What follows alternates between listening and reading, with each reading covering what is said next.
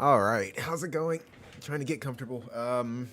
Yeah. So, I plan to do some PvP stuff here momentarily. What I would like to do is, kind of burn out the rest of my energy to, continue to farm these fucking shards pretty much. Because now I'm like, I guess like ever since I, completely farmed all the, I can't even fucking think. The, summoning tickets or whatever from the I guess like the guild stuff. Had to you know, get the blossoms from the Alcris chamber and the whatever the hell the two blossoms you can get pretty much. Just at this point, yeah, just really trying to focus on, I guess, like re-rolling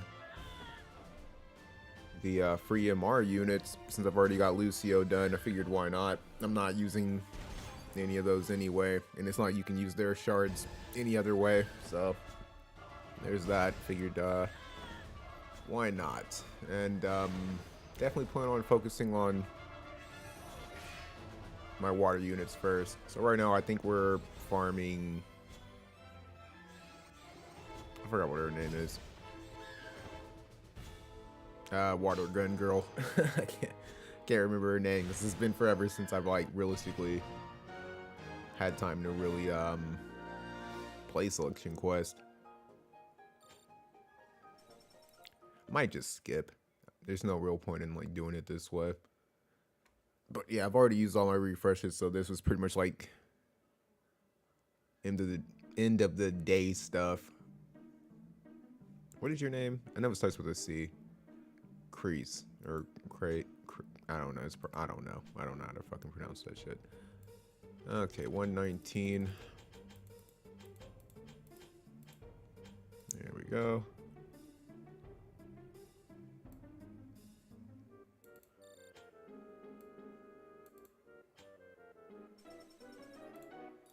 But yeah, just try and get her done, then work on Dea. I've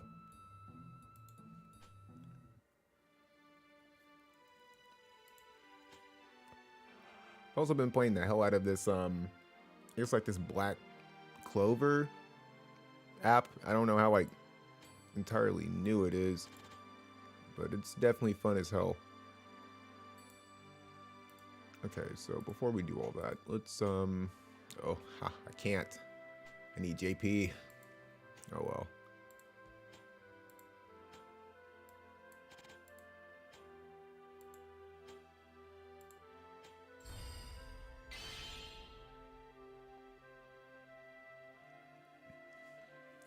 But yeah, I definitely want to try and get her done, get Dea done first, and then I can try and focus on, I can't even think of her name. The who's the ice unit? No, it's MacLeod or whatever the fuck his name is, Ice Spear dude. Mainly because I just want to get Rafale and Raychez built up, since I already have Moraga. Figured why not. And yeah, those are just two elements I'm really just kind of focused on anyway, so I figured why not.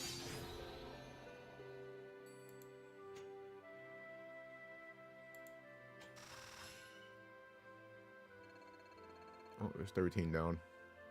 So I gotta remember to get some JP and then just pretty much do that. But I can't go like too crazy because I'm pretty sure Trials of Reckoning is gonna be coming up at some point. I don't think there's anything I can do for you. Oh, I guess I can. Ah, yeah, JP. Okay, well, that sucks. How many do I have for you? I have a good amount. I might be able to finish her. So yeah, I just really got a JP farm. Or just skip ticket, pretty much. Get that done. And yeah, like I said, just try and complete these two. Get them completely capped out. Hopefully that will help. But the selection quest for water, like the last one, like just so I can at least like look. I'm not even 100% sure like how many stars I need. Okay, yeah, it's gonna be kind of be a bitch. For this one,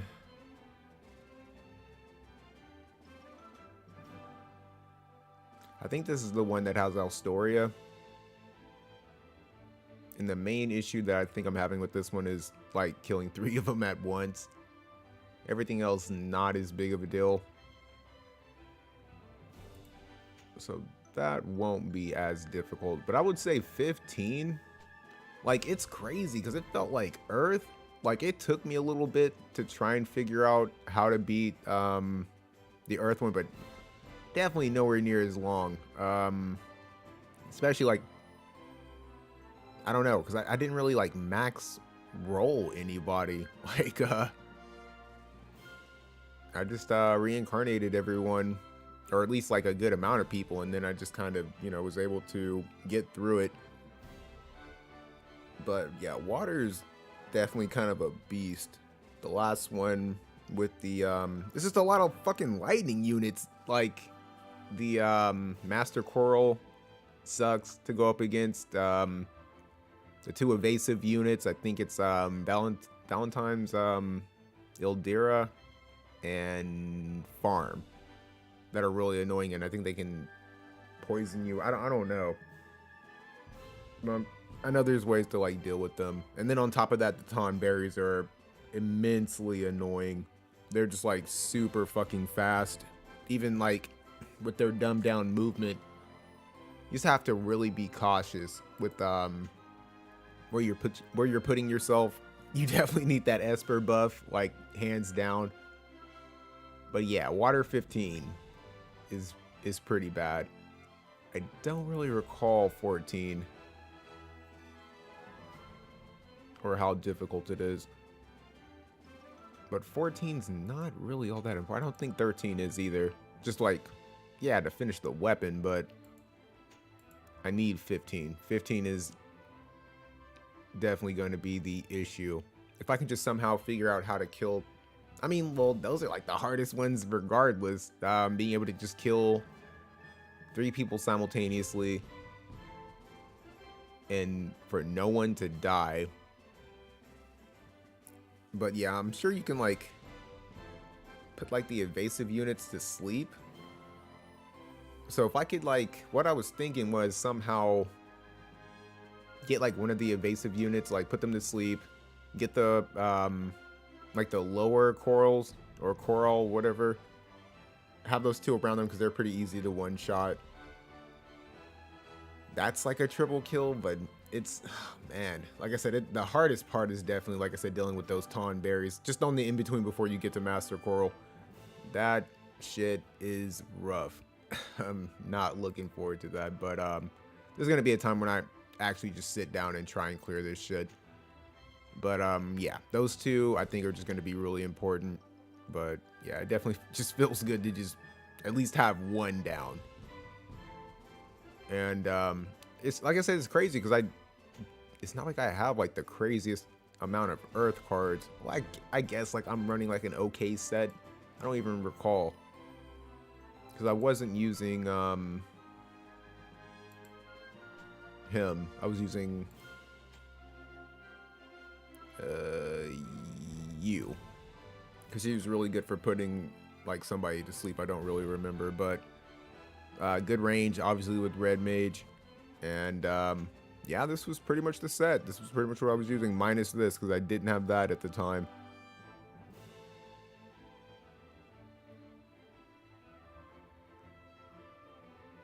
So I don't know what the hell I was using instead, but yeah, at least having one down. So that is definitely in the future stuff.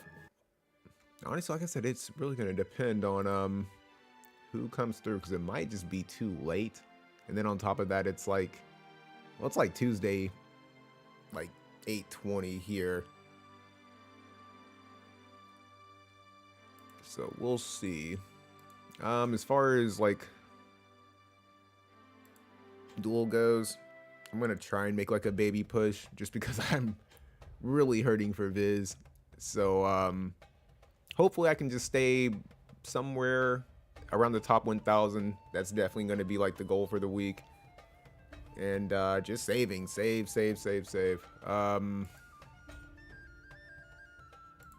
As far as like, you know, all the tickets, all the things, the resets that we get for the you know, the metal tickets you can get to get a UR or whatever, just gonna be holding on to those until I'm 100% sure that Helena is in that summon pool, because yeah, it's not happening.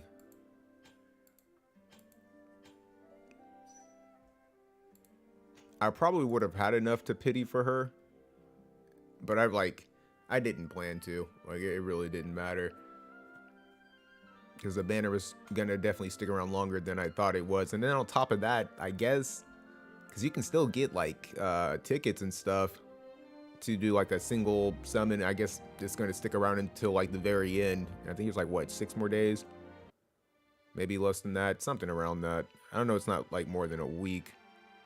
Oh yes, it is. Okay, 9 more days. But if I would have understood that they were gonna do that aspect and keep those tickets around, I probably would have pitied for her. Because before this ended, I definitely could have got her, because I already like went through like 10K.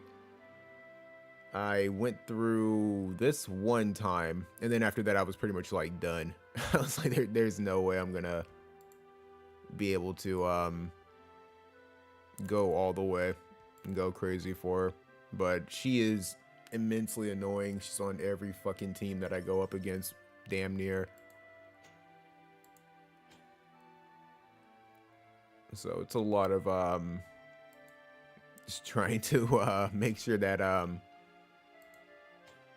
if I'm fighting people in arena, I'm just avoiding teams like that. Unless, like I said, it's like a mixed batch. Like, I won't fight pure light for that exact reason, but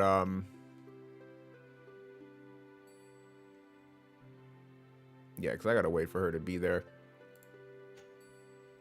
But yeah, I feel like if she's on like a mixed team, she's easier to deal with. So we'll be sitting on all of these tickets. I got 2 of them. Probably be sitting on these as well. And this, I guess, like resets in 2 days.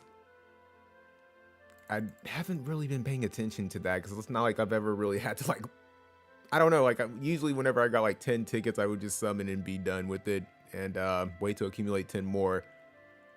So like I said, I'll just have to wait for this crap to be over with, and make sure I'm looking at the drop rates before I even, you know, attempt to do that. But yeah, that would be kind of nice, most definitely. Was able to pretty much, oh well, I guess I got this. So yeah, I may be able to get some JP. But yeah, outside of that, I pretty much got everybody rerolled that I wanted.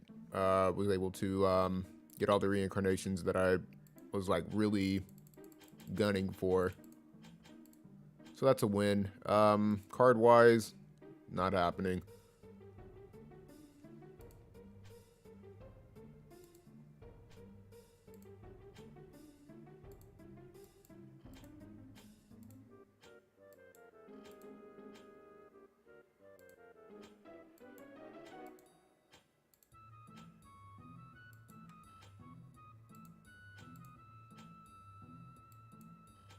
I don't think I would ever like reincarnate. I don't know.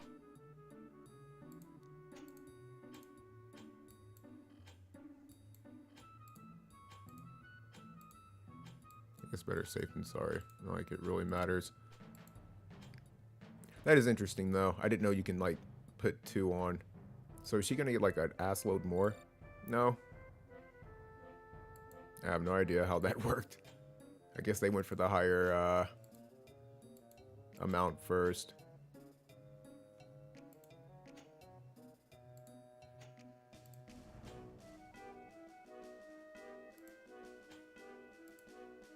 Okay, now I can just kind of use the rest of this. 108, 130, that's as close as it's getting. What's up, Nick?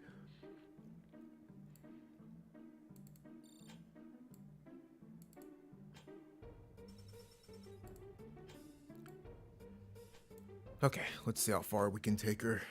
And then I gotta do Dea next. So 12 more.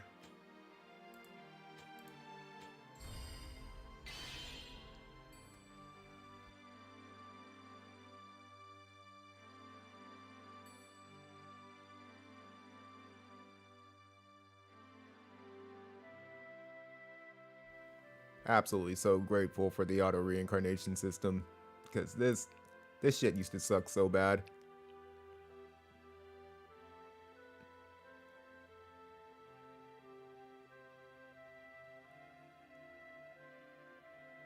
But yeah, I don't know if I'm like, I mean, eventually I plan on like max reincarnating all the free units for sure, but I don't know if it's gonna like be necessary to like, actually, you know, try to beat 15, because it's mainly just for damage. That's like the only reason why I'm really doing this,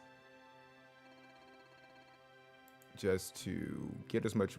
There's no point in that, because I'm gonna continue to reincarnate her. So is it like a JP thing? Why can I not take her any further? Oh, okay. Hurting for Prism. Actually hurting for both. So let's get those right quick, because I'm gonna need a lot.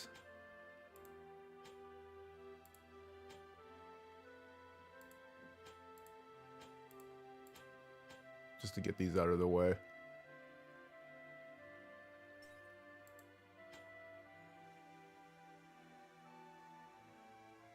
Now, just kind of prepping for it. I've already beaten it. It's just really need to get those first 2 missions done. So really just star hunting.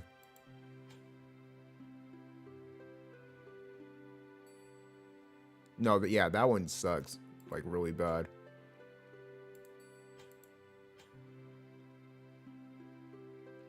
But there's a gimmick to it with all of them. Like, I think the majority of the units are obviously going to be nullified to everything, but it's just one of those situations where you really have to use whatever disadvantage that, you know, said unit has, or you know, the enemy has against them. Like, it's an absolute must. Probably just go 3 before I go like too crazy. I prefer to have at least something just in case of future units or something. Already cleared out selection quest. What okay, that was a thought. I was like, what the hell?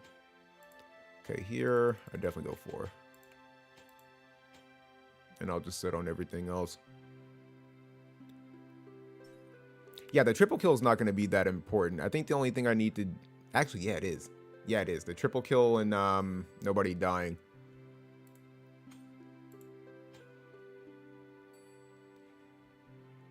Yeah, I was kind of like thinking about it when I first started streaming. I was thinking like the best way to go about it is to try and get it off of those I can't even think now. The corals, the weaker ones, before you get to Master Coral, there's like these two that spawn like on the top right side in that corner. If you can put like one of those evasive units to sleep and kind of like get them all together, that's probably your best bet. Because it's definitely not happening, obviously, in the beginning. I think maybe if you take out Amnilus or whatever, that may be enough to get the corals to spawn. But Ildira has like a lot of range, and she can really mess you up. Okay, so that's 30. Not bad, not bad. Slowly but surely. But yeah, I think that's probably the best bet.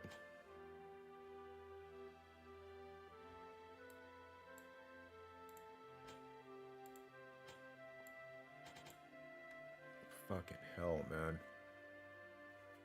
What am I hurting for? JP still? Just to get like 10 is like 130. Or close to 130. That's crazy.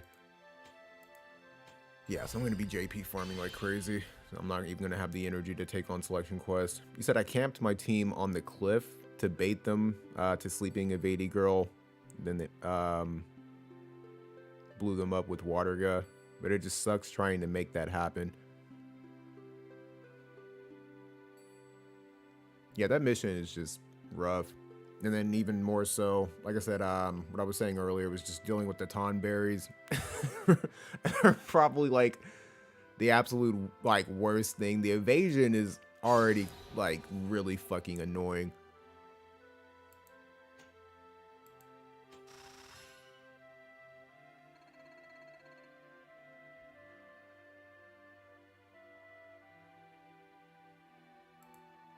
That did not roll properly, but I figured, like I said, this is gonna be a process with these girls, but I can focus on it. Like I said, just trying to make sure I don't burn out all of my energy restores. I think I have like 200 some odd large ones, so I'm pretty sure Trials of Reckoning is going to be coming through, so I gotta, you know, at least make sure I'm able to clear out everything, get everything I need.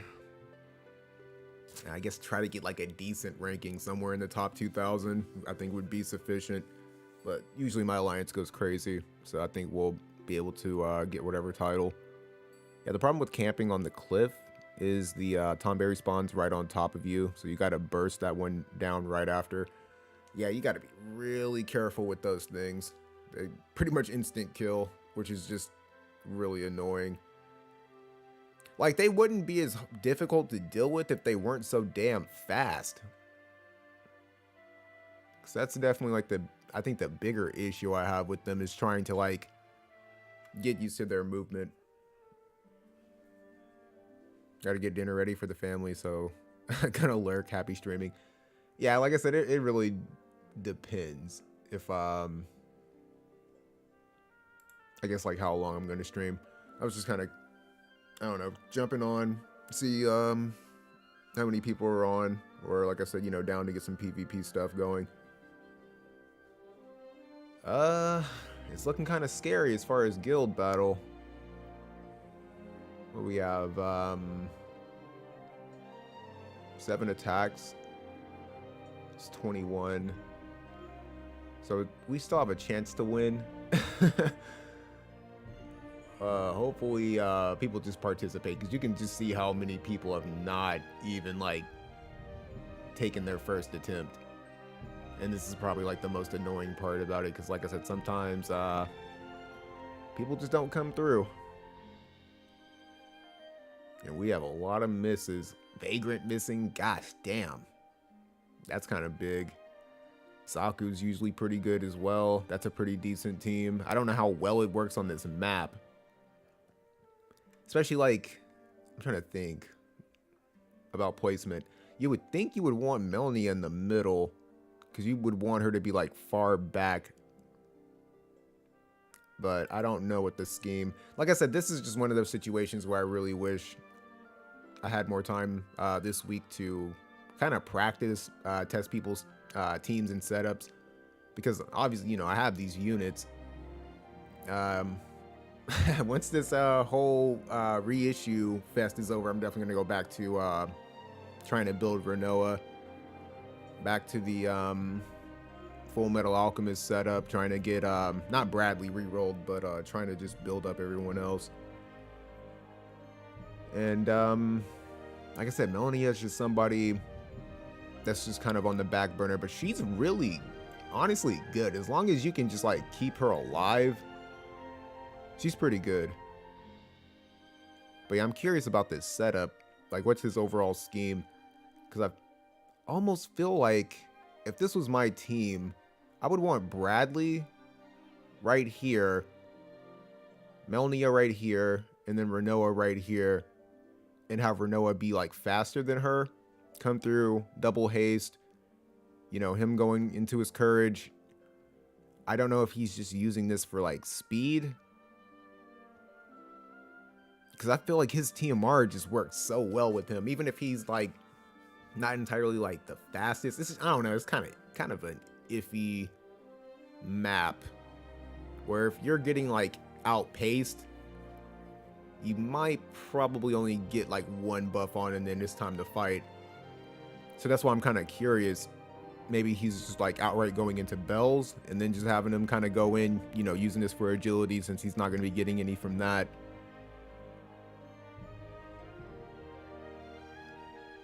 I don't know.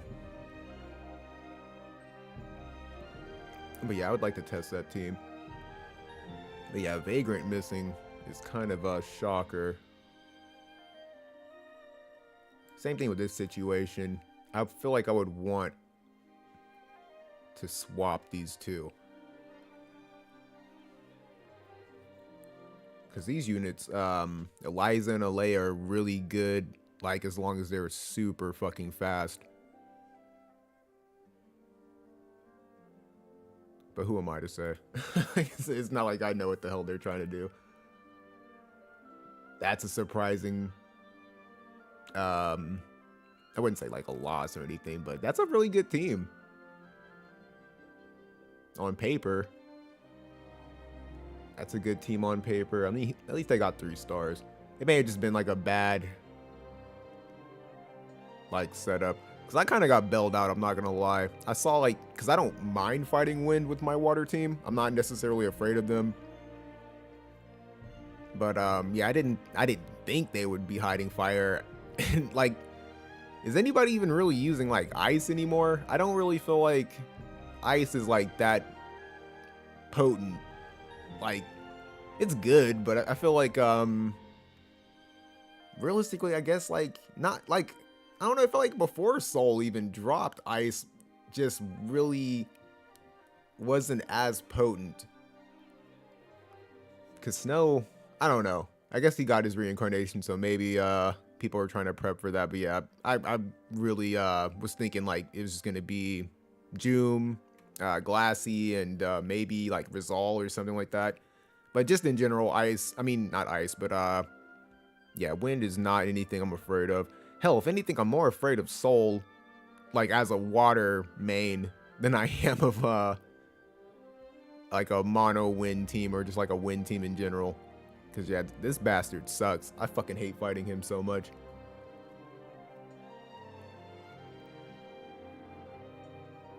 Outside of that,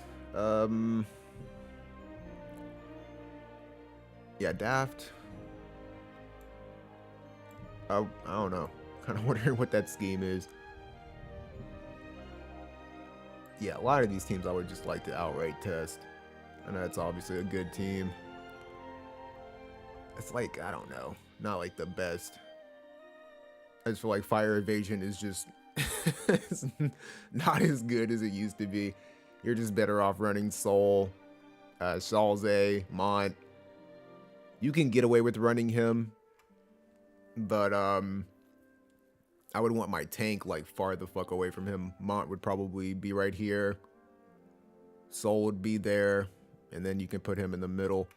But yeah, you would You need him to not get his re-raise slapped off, because if it does, like, that CT bump is, I mean, well, obviously he's going to be dead, but like a huge part of his kit is definitely the CT bump. I'm telling you, man, like, if I was a light main, there's no way I would not have Helena on my team. She is just so fucking good. Like, everybody else, like I said, you can run Starlight, you can run Addison Rae, Bards. Like, there's just so many good units. I don't really feel like Warrior of Light. Most definitely not Yuna. And Yuna's my girl, man. Like, that's like my favorite unit.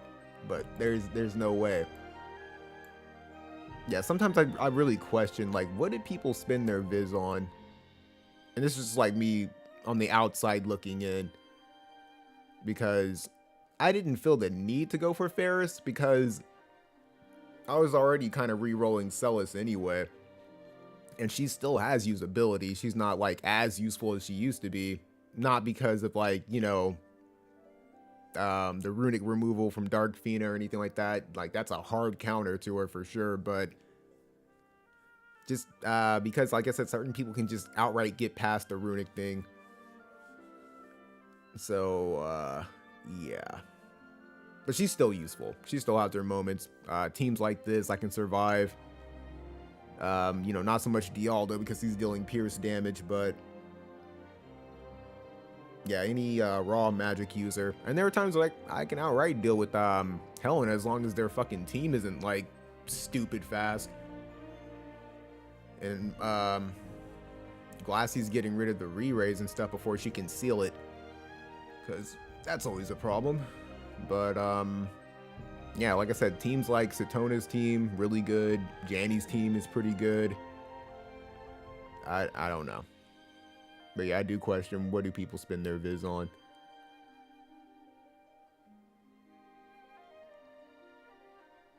And that's crazy, like I said, because I'm somebody who, like, I manage my viz very poorly. it's super funny because, like I said,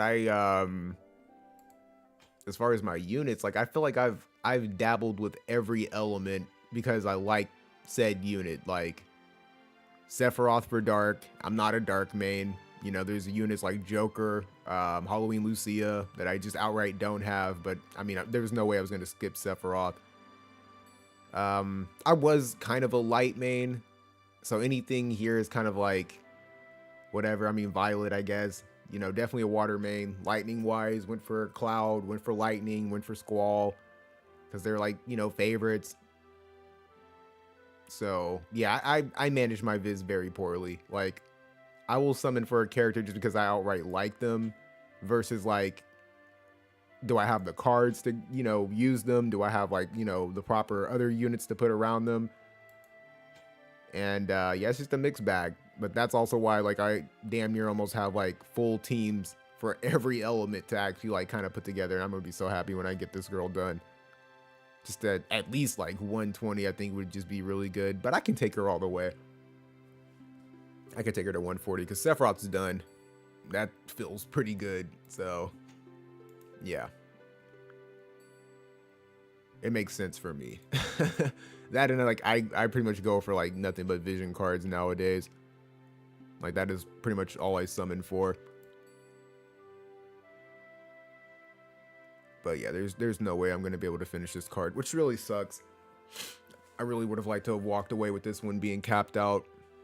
But I'll just wait for a rerun. I don't think it's gonna be that big of a deal. Maybe, I don't know, stick with the same scheme that I've been using. Use the twin-headed dragon and the Kraken VC, the MR VC, for the damage limit up as far as guild raid goes. And then this card is something else that I'm like, I'm not gonna go crazy to try and build it up. I would like it built up. I think it would go really well with Winter Revis, just because of that unit attack resist and max HP. Just really a lot of stuff that I feel like she would need. Double stacking on Rin resist to use it with for Evia's card. It would just, yeah, that would be really good, and it would help me just feel more confident with using my wind team. I mean, my ice team against wind.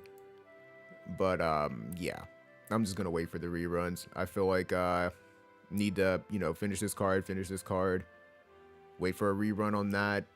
I just need to finish a lot of these other cards, and then I can start moving on to fire without really thinking too much. Well, I'll have to move on to these job cards first, and then I'll move on to fire, because I feel like these are good cards. There's another one, and I don't remember where the hell it is. That's one. That's not the card I'm thinking of. Do I not have it favorited? I guess not. That's weird. Usually that's like the first thing I do.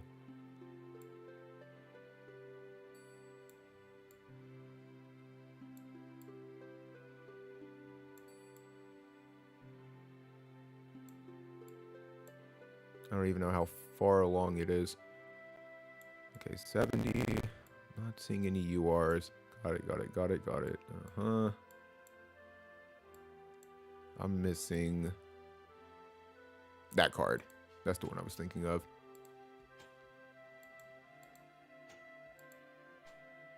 Okay, I'm not even gonna fuck with it, but I do need to build this card up eventually.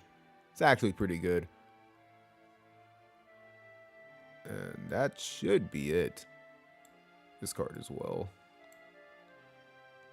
I think eventually this card, I probably could build it up now.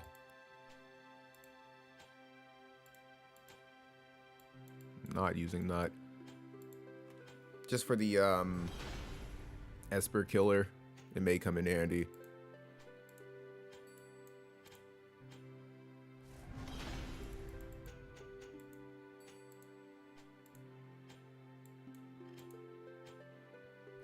How's it going, Manny? But it says quest only. I wonder, can you even use this motherfucker for guild raid and get that bonus?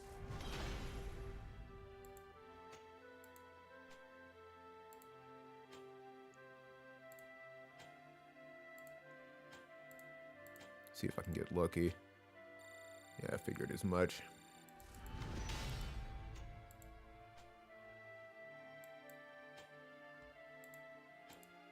Don't you dare.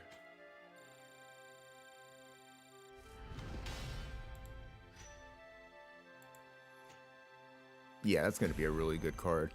If I can use those extra stats. Not so much the JP. There's a lot of JP on this. Gosh, damn.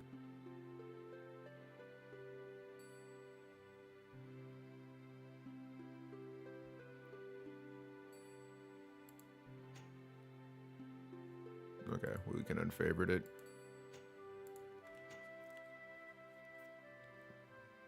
I kind of wish they would stop giving out these damn cards. Like, anything with JP.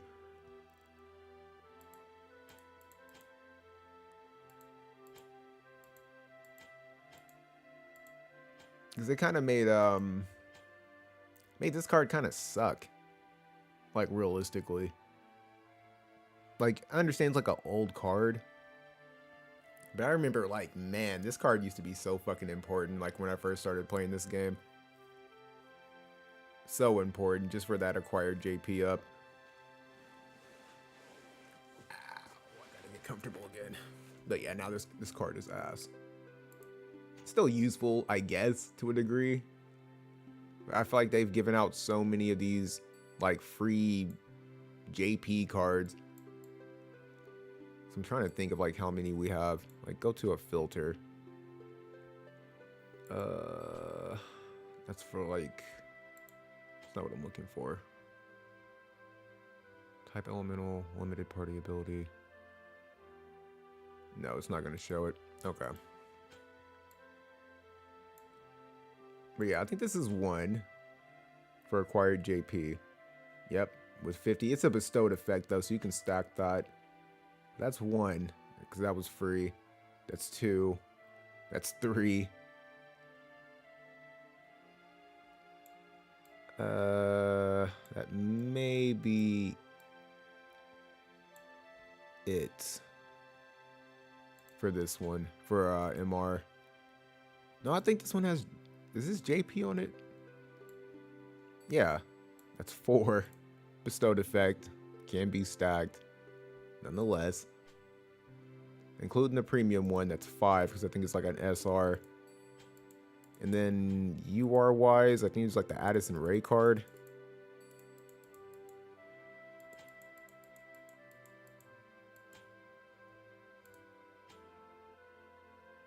Yeah, so this is 6. I think this is JP as well. So that's 7. And then 8. I think. Maybe it didn't do that. No, it's AP, okay. Actually, you know what? This card is not... It's not that bad. AP up, critical damage, and elemental attack up. That might come in handy for the critical damage alone.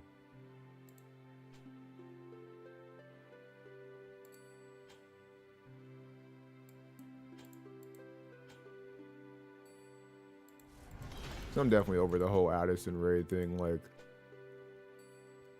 I didn't think I was gonna like even build the unit up, and then I like saw her kit. And I'm pretty sure that's how probably the majority of people felt. They saw how good she was gonna be, and they were like, okay, I might want to change my mind. I know she's pretty good.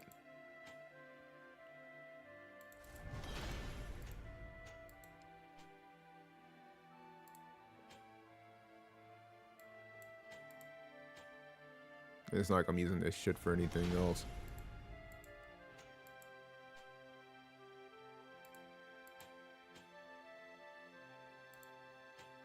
Said notice should be up later for the VV update. I kind of regret now not pulling Halloween Lucia's VC that I got Light Helena recently. I mean, Light Helena I don't think needs it. I could be mistaken. Yeah, that card may come in handy.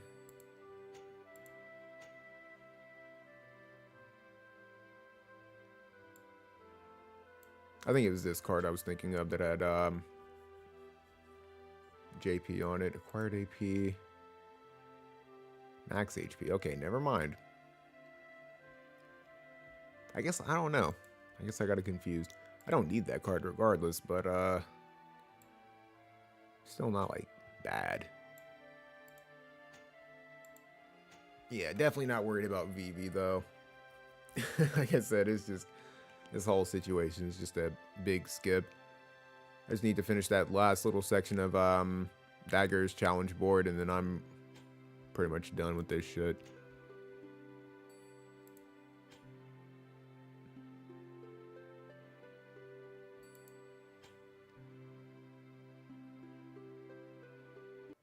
Now, let me see something.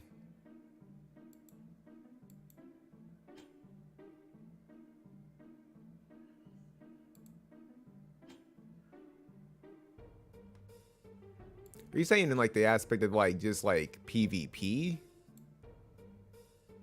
Like, I don't understand, like, what do you need the card for? I just wanted the card for fucking Guild Raid. Like, I didn't really care about anything else.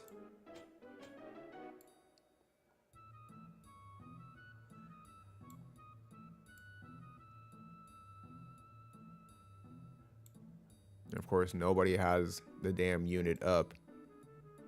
And everybody has her. Except for, like, me. Like, that's crazy. Really, nobody has her up? All I see is fucking Wingstern, Bartz, and Starlight. And I guess Addison Rae.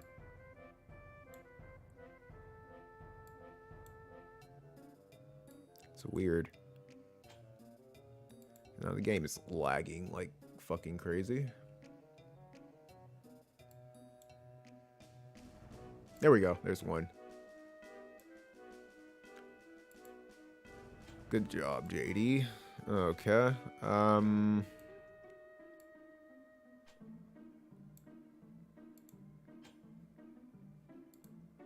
No, I think you would probably want to, like, in the aspect of like Guild Raid, give it to somebody else. Yeah, she has this.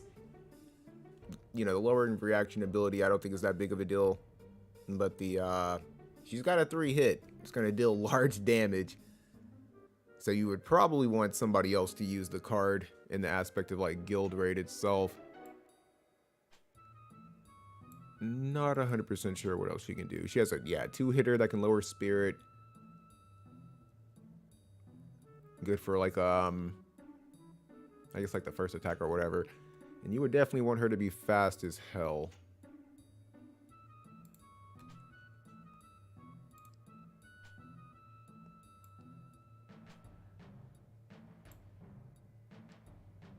Maneater, strike resist, unit attack resist up. Yeah, okay, I can see what you're talking about. Because she is the unit attack resist queen. And then AoE is like straight. It's definitely, yeah, a good main card.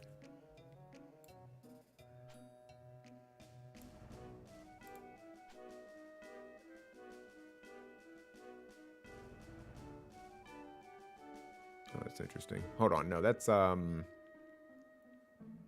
Servant of the Void, Jealousy. That's the lightning dude. I forgot what the hell his name is.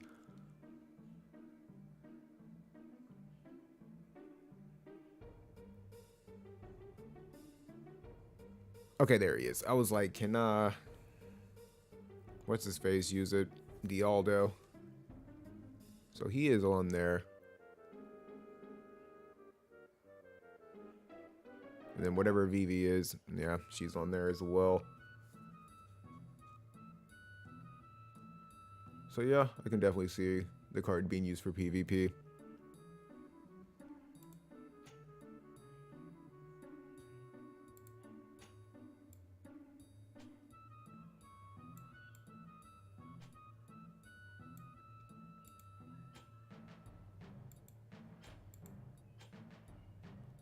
And 4 turns, reduce damage taken, blah, blah, blah, re-raise. Okay, AoE resist, dark resist, and bestows magic damage reduction. Courage removal, re-raise ceiling.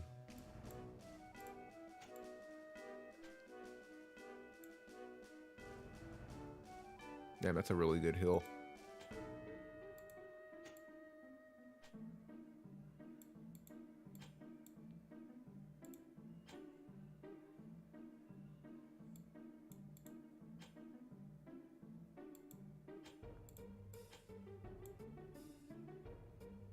Potency.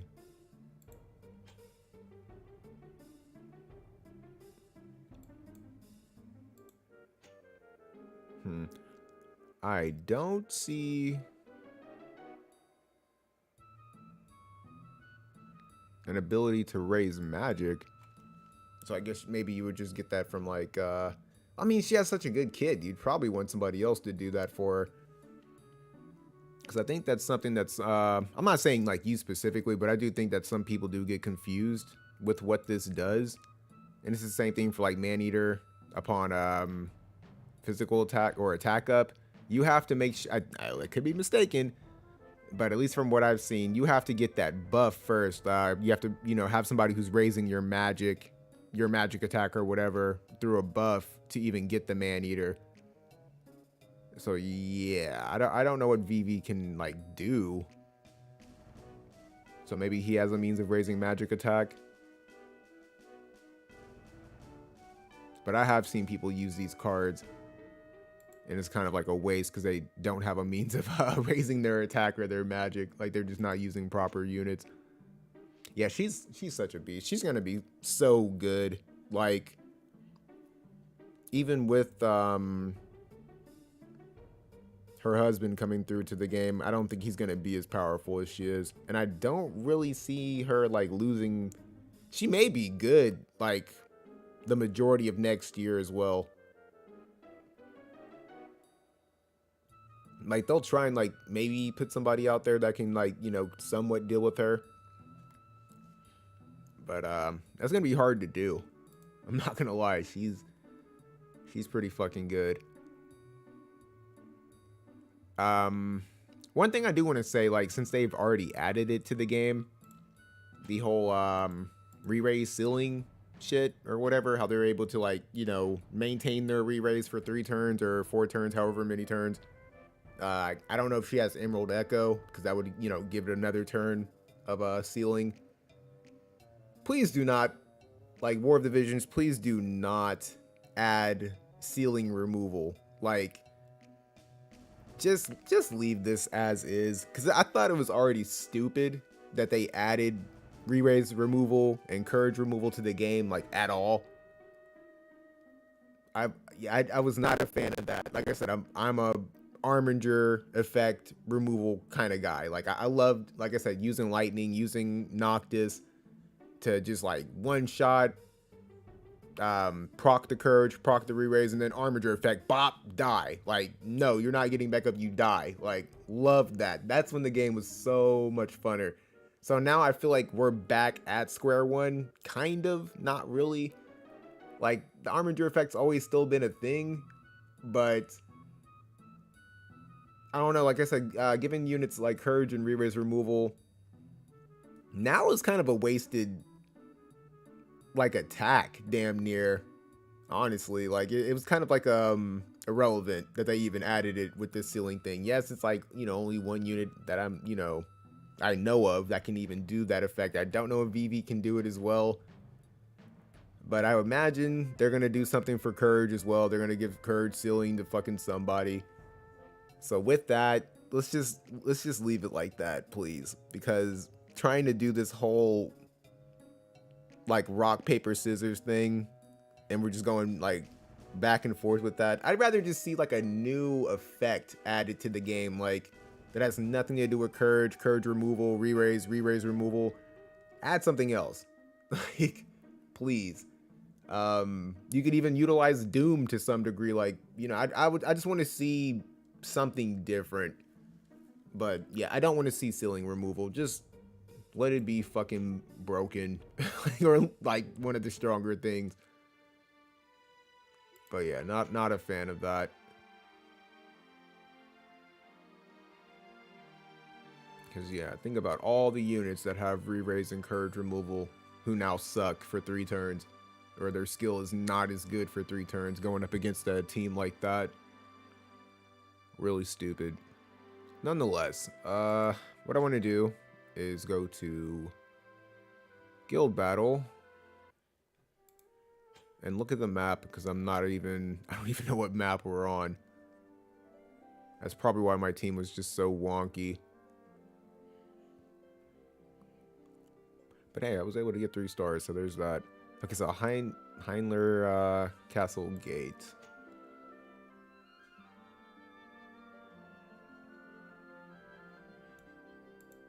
I don't know why I do this shit every time.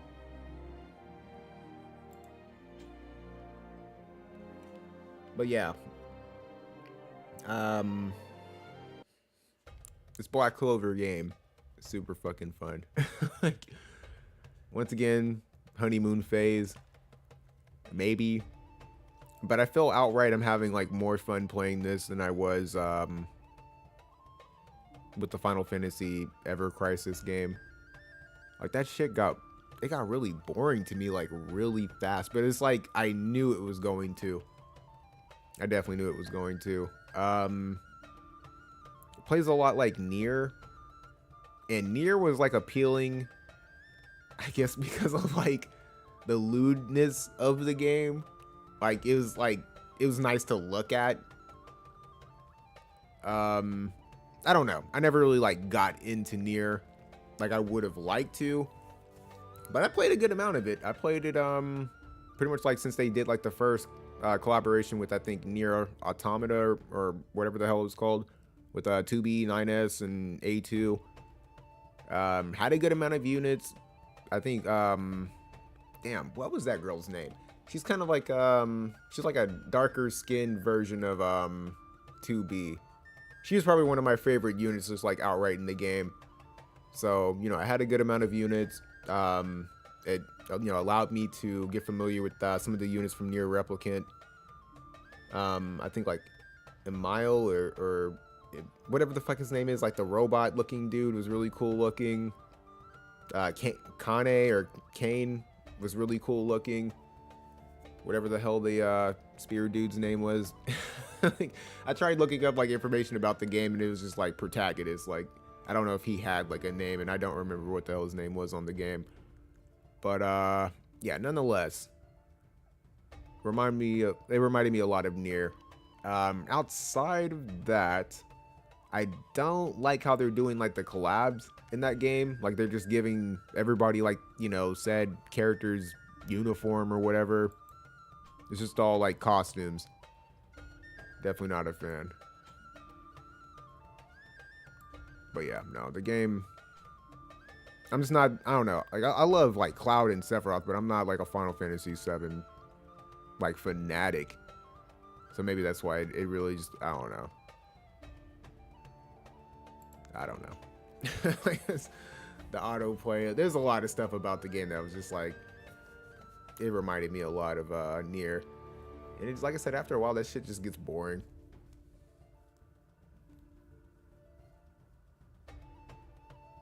Yeah, definitely not to like rag on the game. It's just my taste. But the Black Clover game, and it's funny because I've never even seen Black Clover before. It just I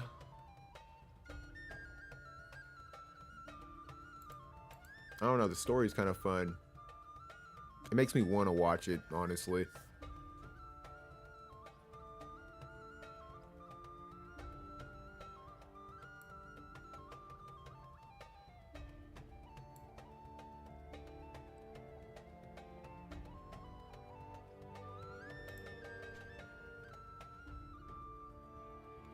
I'm trying to remember. Yeah, I can't really swap that team around. Their placement's really important. But yeah, if anybody would like to get some practice in on the guild battle map, feel free to join.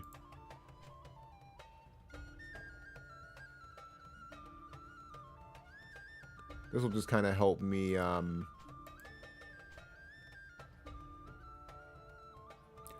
I think maybe I can mess with this team.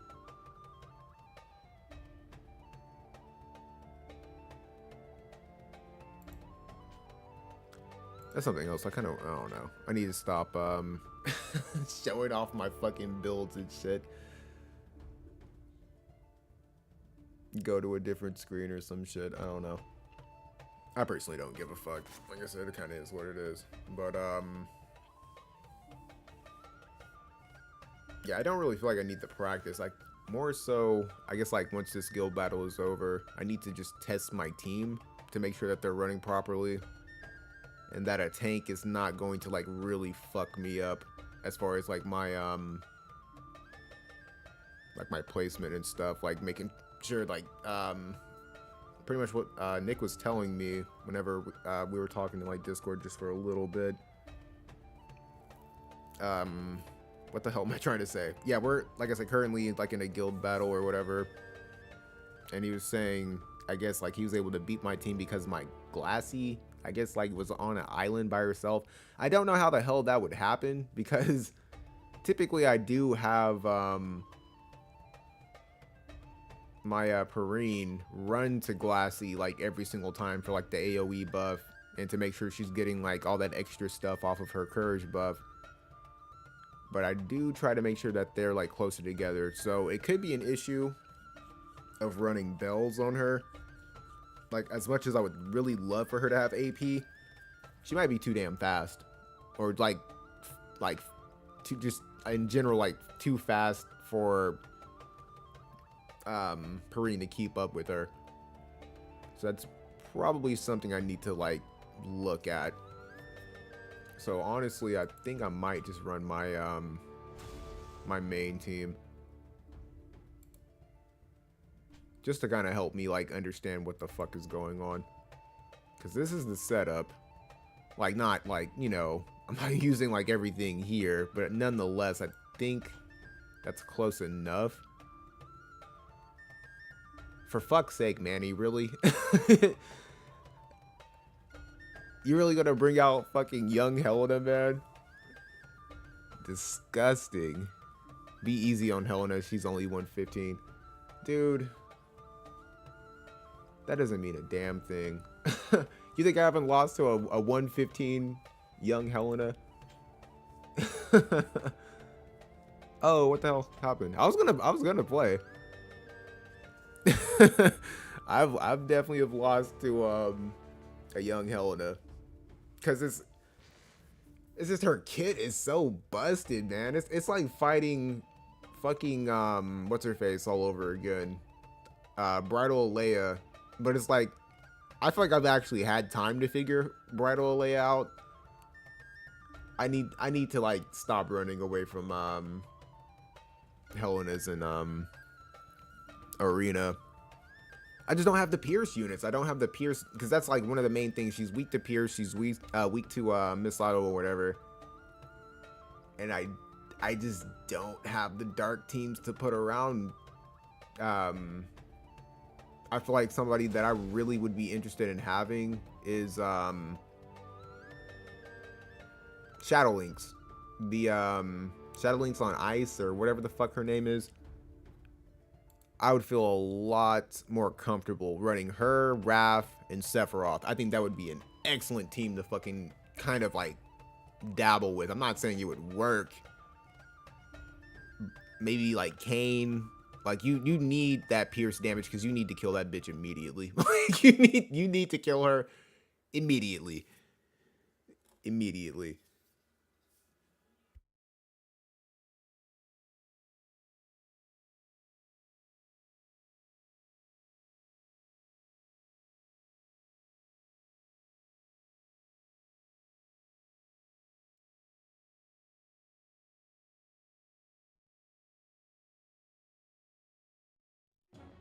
But yeah, just not having the proper dark team to really mess with. I've just been avoiding her. I'm not even gonna lie.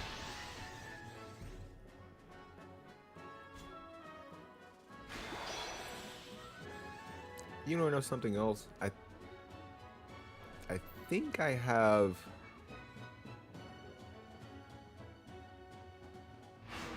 You know what I do? I turned Perine's attack buff skill off because of the other map. Because I needed her to go into haste. So I could like blitz the fuck out of everybody. So I probably need to turn that skill back on because I'm not getting any man-eater when I was talking all that shit earlier.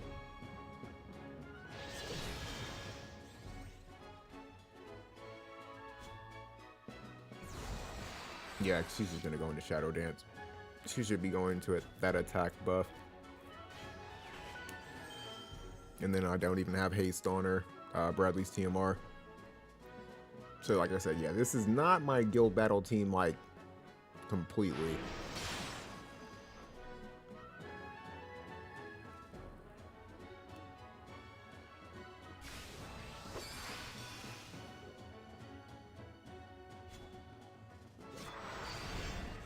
Said I don't generally use dark with Helena. It's actually pretty good. I probably wouldn't use what's his fucking face? Dwayne. I'd take Dwayne out for Raph. Because that was definitely a scary thing. That's another reason like why I really just don't like fighting her. She has sleep as well. She's got sleep. She's got the ceiling. She's got a lot going on for her. And she does have ways of getting around the runic ability, which definitely sucks. This skill definitely sucks. Super potent.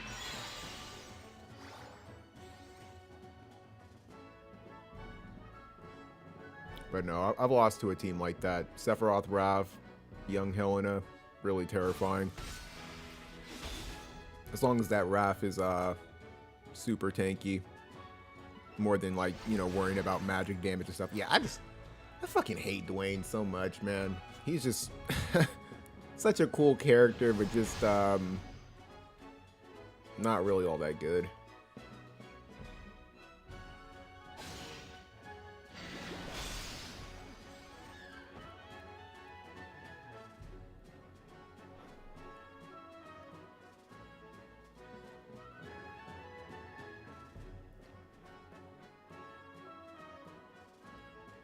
Like, the only way I can see them salvaging him is with the core ruin stuff.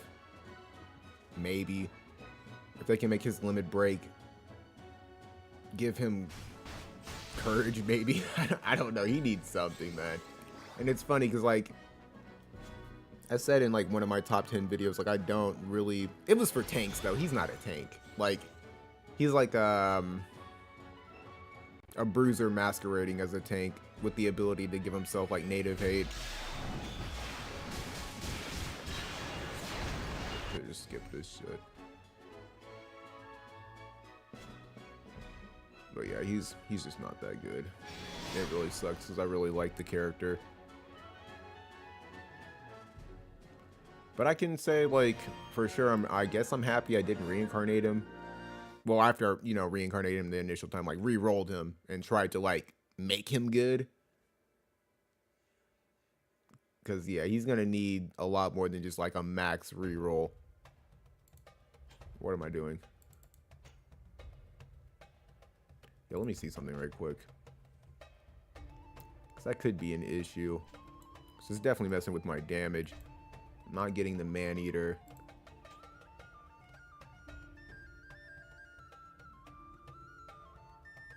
%70 or more. And protect removal. Yeah, it'd be pretty important. You're sitting at 121 with that. What is my guild battle setup? Yeah, because she's sitting at like 114.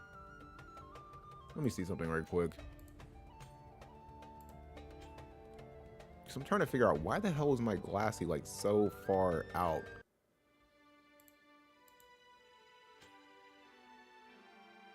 Okay, so what is different here? Oh, okay.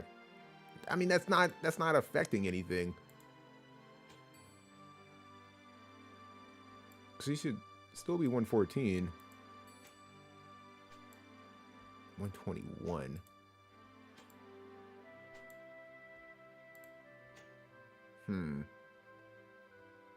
Yeah, I'm kind of confused.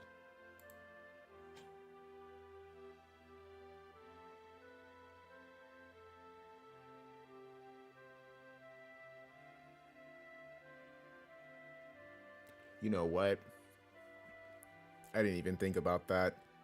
I would have to I would have to switch things around.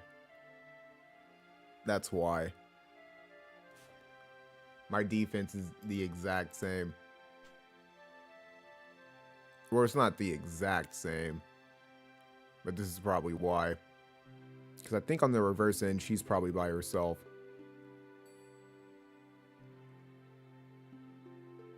So I'd have to... Yeah, that's why I need to test.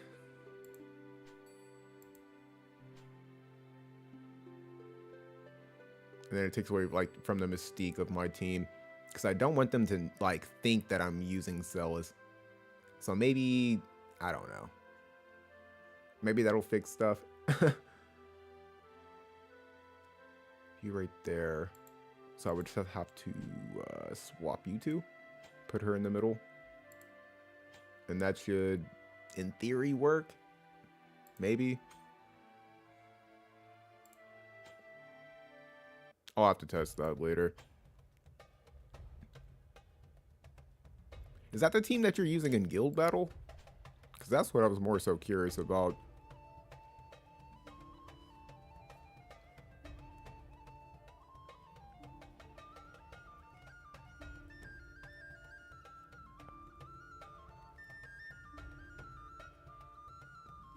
Like, I don't know why. It feels like the week is going by like really fucking fast.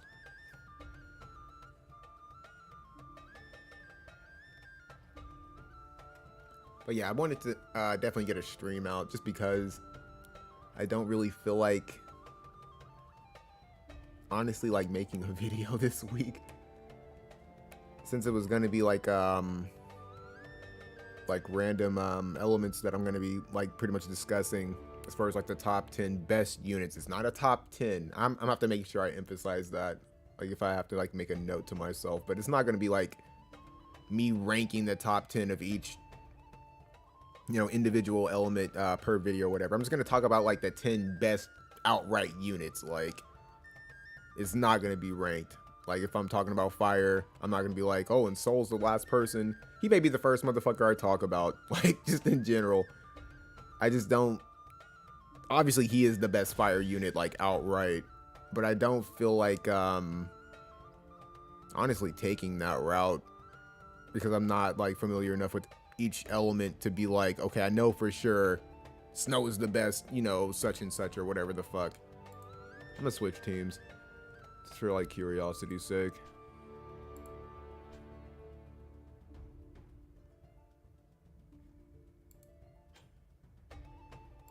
But yeah, something I have noticed is that Squall does not take magic damage well. Like, at least the ones I've went up against, because this is the team I deal with lightning teams with Killfay, Bradley, and what's her fucking face. But yeah, I feel like my Killfay one-shots him every single time. I'm like, damn. Like, I would expect for him to at least be able to take like a hit. Is it just want to mess around with Dwayne? Nah, I feel you.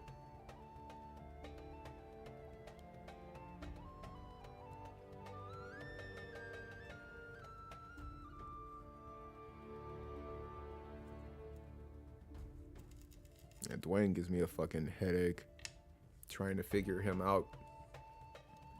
Like I said, his magic, his cards, like I said, have a lot of magic resist. It's just not enough. It's not enough to keep him alive. He's just, I don't know. Sometimes it feels like it's too easy to one-shot him if you don't have like everything like that he needs. And ironically, like I said, it's I feel like he does need like the newer card if you're trying to take like the defensive route or whatever. But typically, I think like people, especially like since Light Helena and Soul came into the game, they try to like keep like a balance of like at least like one magic damage dealer, maybe 2 physical units, or vice versa.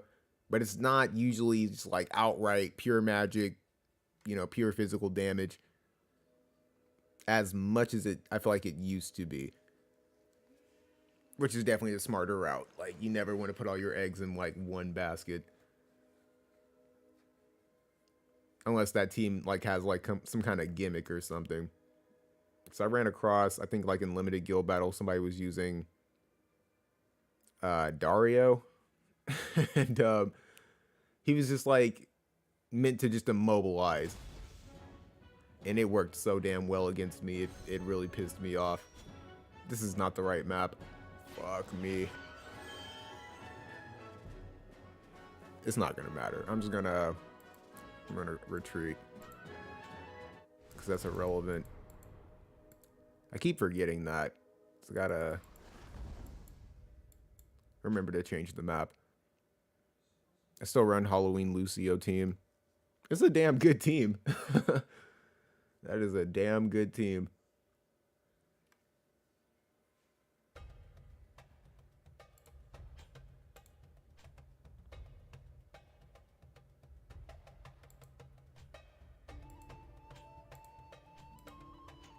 There we go.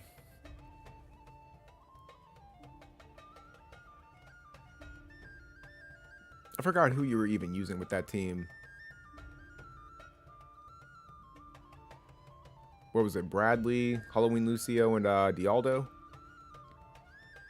I think.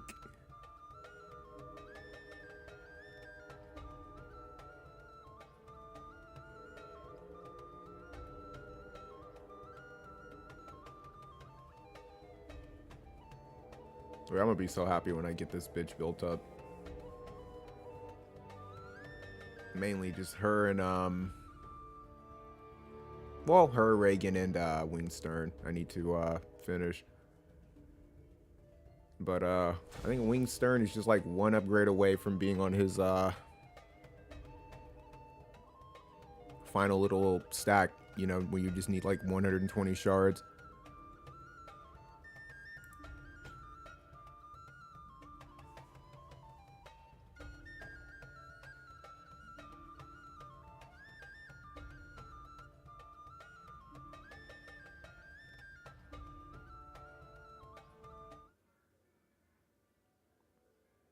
But yeah, even with the AoE, my fucking Bridal Layered is kind of easy to deal with. Not gonna lie. Going against Helena teams with my Earth is 50-50. I just don't. I just don't. I avoid them. That's probably why like it's like at least like somewhat easier for me to like maintain above like, you know, like dancing around like 500 plus in arena. I just don't fucking fight those teams. I don't like not like having like at least like some kind of like odds in my favor. If I feel like there's like a 50-50, I'd rather just not fight them.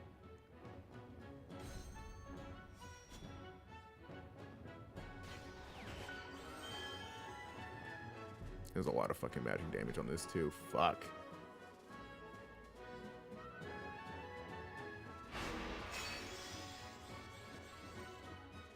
Dirty ass Bart. Really good free unit.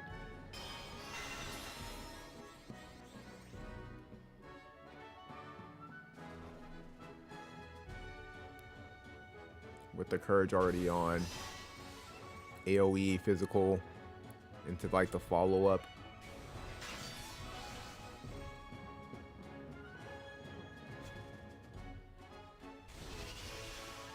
Squall, you may be too fast for your own good. Maybe. We'll see.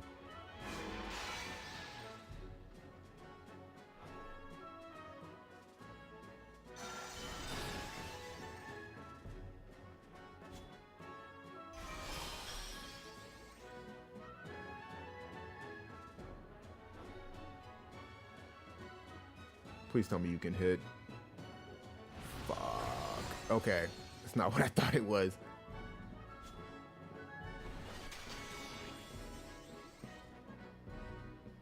Okay, Squall, you may actually be in a better position. Okay, never mind. I didn't think you were gonna fucking go that way. That's not a good position.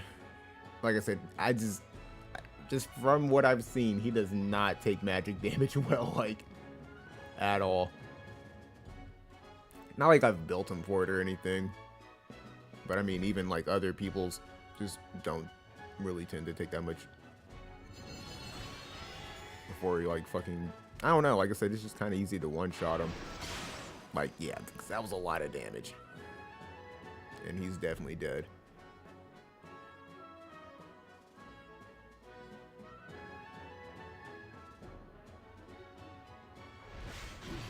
Still alive, surprisingly.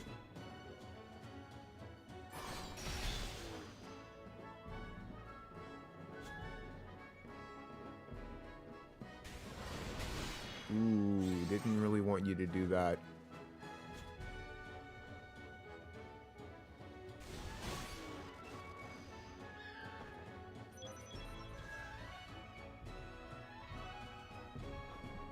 I was really hoping she would have went into her limit break.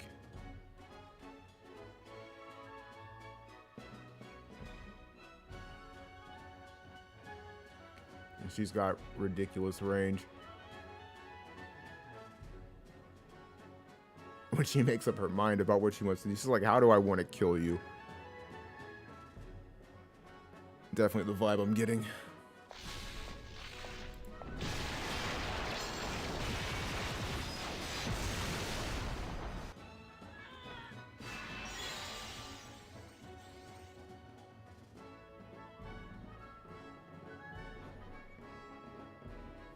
But in all honesty, I do feel like the limit break for Charlotte, if you can get her to fucking use it, is actually really good. So I might want to turn off Swift Punishment.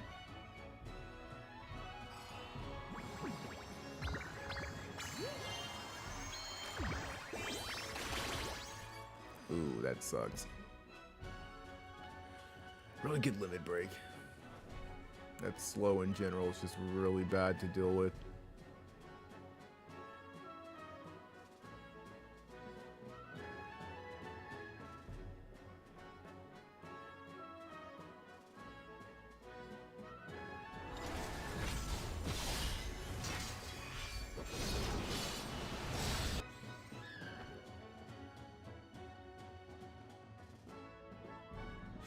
Yeah, this is done.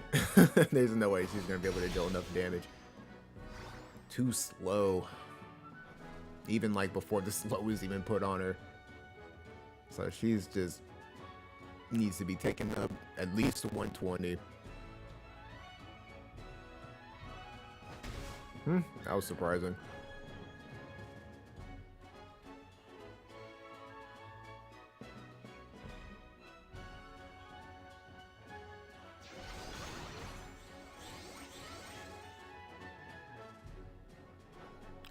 You know, I forgot she even had courage.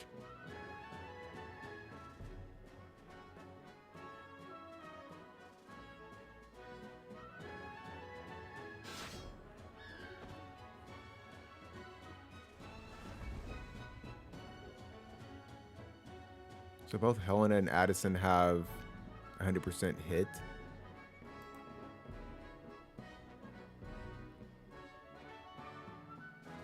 Oh, okay, that's why it's 50-50. I was like, what the hell does that have to do with anything? No, yeah, I feel you.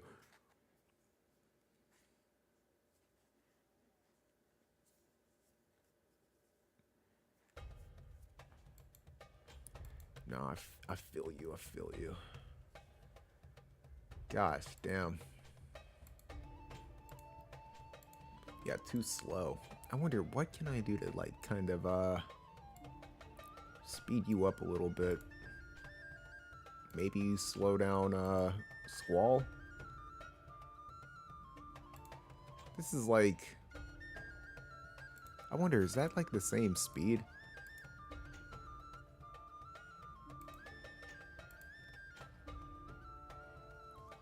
No, it's slower. That's 17. Okay. 18. How slow are you? 110. 120. And he's also getting agility from that card.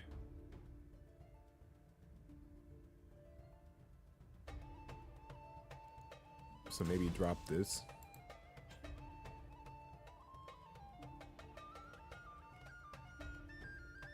You're not gonna have enough time to really go into like everything I would like you to.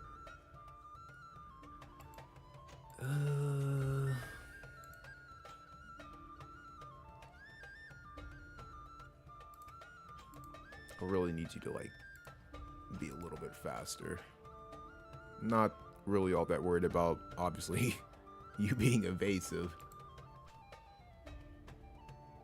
That's still slow as fuck. So what I can do... Squall, do you have affinity with Sildra? Because I honestly have no idea. No, you don't. I was like... Yeah, maybe we go with the Scorpion. What are we looking at? 115... 112. Gosh damn, do you not have affinity with this or something? Like, what the hell? Oh, no you don't. I mean, like, you kind of do. Fuck. Yeah, I would need you to be a little bit faster than that. So what I can do...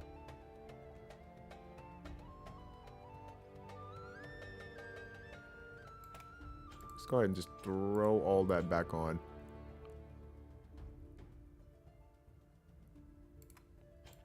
This is a good way to test this team out without getting my ass whooped in arena. Because this is just, like I said, this is one of those teams I really want to try and figure out. Because Alea is like one of those recent slash resist, re-raise removal. And this is her courage. So you definitely want her to go into that. The Princess Resolve gives me Protect and Shell, raises normal attack, paralyzing strike damage, and raises paralysis rate. Let's try to come off of that. And just have you go into haste instead. That was fucking weird. Reconnected. That probably messed with the stream, I'm sure. I don't know why it disconnected. Probably messed with my internet connection as well. I don't know what the hell that was.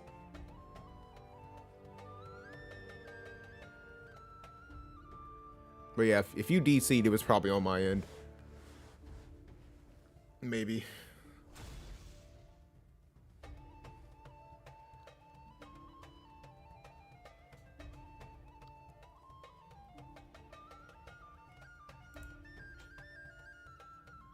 But yeah, I'm curious, can I just like get you to go into haste? Would that matter any?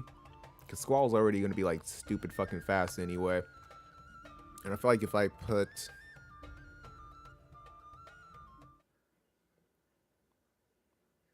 Charlotte like on the opposite end where Squall is, I don't know if that would necessarily like matter, if it would help or not. And maybe just have her buff Squall instead. Because Charlotte's already going to be like the slowest one. But that's something like, it's kind of making that like scheme kind of more difficult to deal with. But what's her face? Fucking Little Leela the Bold, I think, was like one of those units where it's like they have a like good crowd control like around themselves. Like it's hard to like play that, like move your units to the back, have your tank in the like the front to kind of like separate the damage targeting. Because yeah, Little Leela, she can slap around herself. There was always characters like Cloud that had like Mega Slash and shit like that, but it's like you kind of had to be like somewhat close to him for that to even like really be all that effective. Yeah, characters are just, like I said, the skills are just starting to become more and more ridiculous. Gotta love it.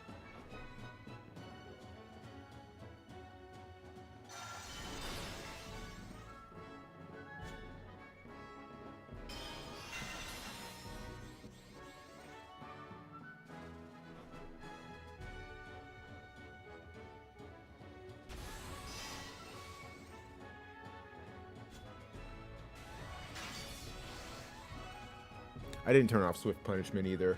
It's like as soon as I get into the fight, I realized I was like, oh fuck, I didn't do this, or like it's super funny.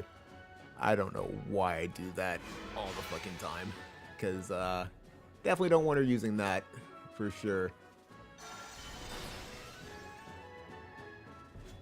Okay, here's the haste. I'd imagine that'll help with the reaction block rate.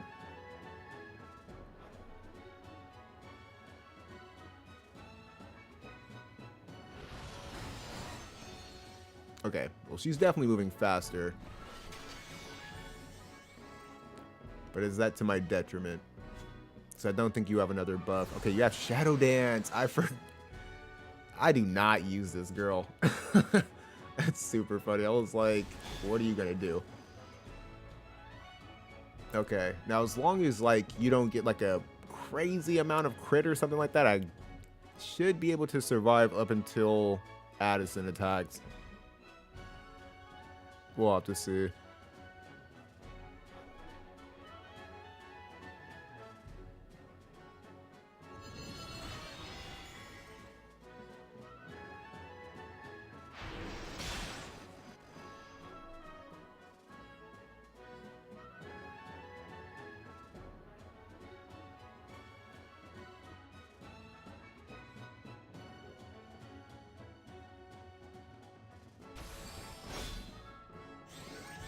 Super scary. I'm not gonna lie. That was pretty terrifying. Yeah, Swift Punishment, don't really want you using that. It's really bad.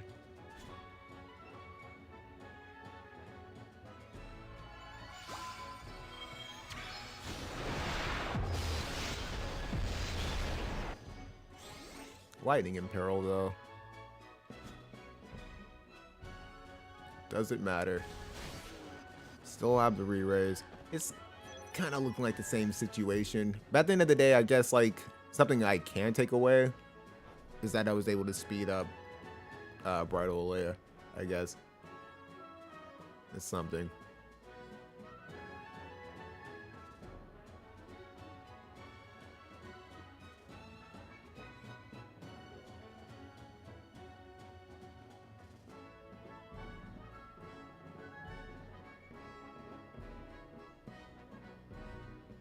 Once again, going through the motions.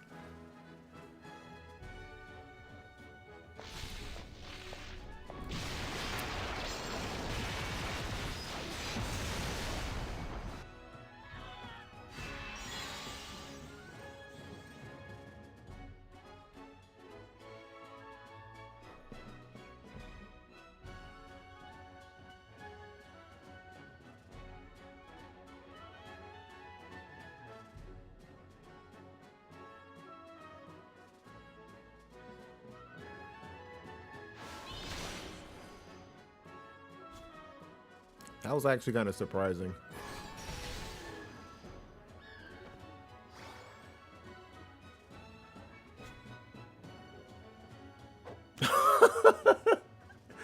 You know, I was kind of questioning that whenever she was going into Swift Punishment the first time, whenever she just hit your Helena. I was like, I wonder, like, are you running evasion? Or like maybe like, I don't know. But yeah, that was super fucking, like, it was funny, but I mean, not really, because I'm gonna have to pay for it.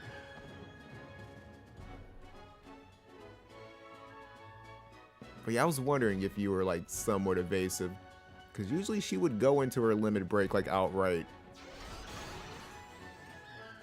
Terrifying.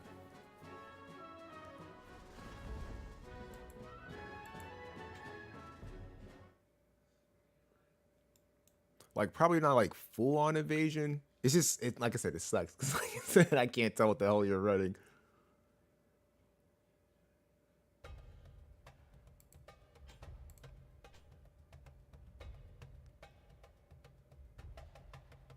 No luck VC.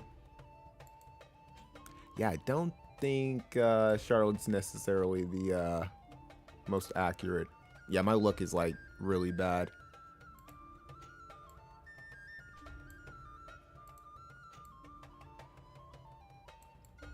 And then I just took my luck trust stones off of this, so his luck's not all that good either. Decent dex, I guess.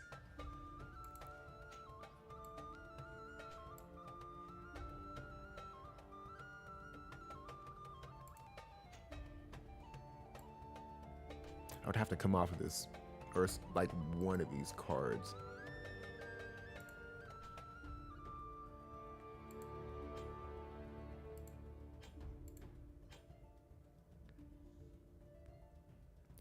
I'm telling you, man, I need like a lightning mage, something awful.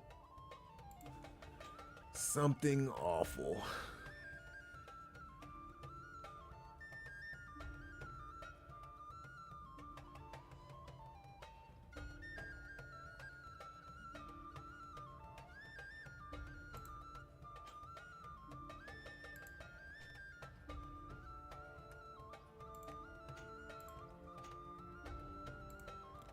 Something awful. She's not gonna take that magic damage well.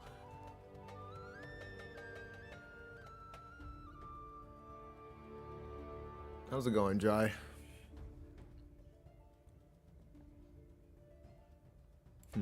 I wonder.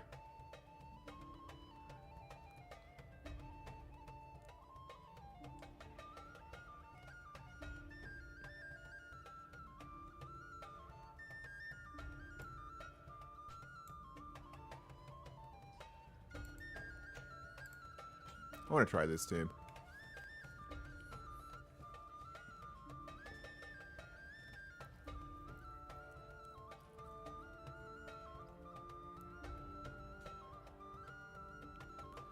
Hey man, I'm alive and well. Can't complain.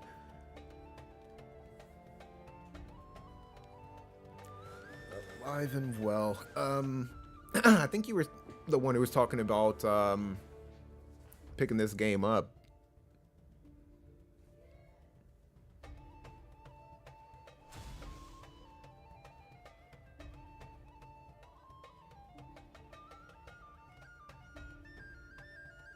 So how's that going?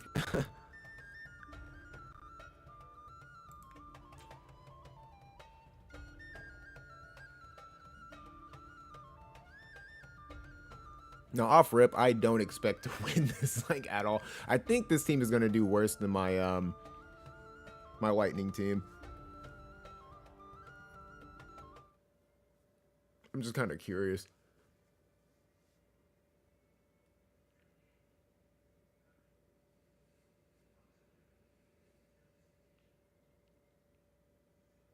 Still undecided.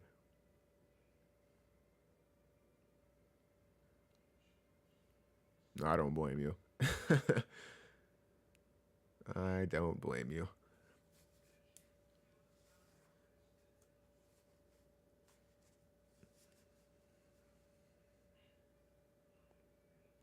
But no, I don't know.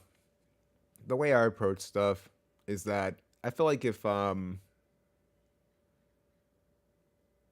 like I said, I'm not trying to like, like bash on like just like I don't know. This is just like a universal like standing for me personally. Damn it! I did it again. For fuck's sake. I do not pay attention. But yeah, usually like how I approach stuff is like if I feel like undecided about something, I'll take that as like a no. Like in my personal opinion. Like that's just how I always approach stuff. Like if I'm gonna be or like, try, to pursue something or like if I'm interested in it enough, I should be able to like be gun ho about it, like no reservations, like just completely adamant about it. If something in the back of my head is kind of holding me back from it, or it's like kind of giving me like an I don't know vibe, I'd say fuck it and say no, outright. It's not that big of a deal though. Like I said, definitely. Like I said, I think we all just generally approach stuff differently. But hey, realistically, like I said, being somebody who's like a content creator, if I had like the freedom, like 100% freedom, I wouldn't play app games at all. Like, in all honesty, like me personally, I enjoy like, Dokkan, War of Divisions, just like I have my list of app games I like thoroughly enjoy. But in all honesty, like I'm a console gamer like through and through. That's just where I find myself having like outright the most fun. And I feel like unless you're like, you're somebody who's just like kind of like well off enough to be like either a dolphin or a app game, you're just not gonna have as much fun. Like you can take the free to play approach, and I do feel like War of Divisions has been immensely generous, like way more generous than they have been. But yeah, no. If I'm not willing to spend, I wouldn't even pick up a game or an app game or anything like that. Gosh damn it, what the hell happened this time? It's all down to me hearing rumors that DFFO is not really... Oh, it's not the only Square Mobile title that might be getting the EOS.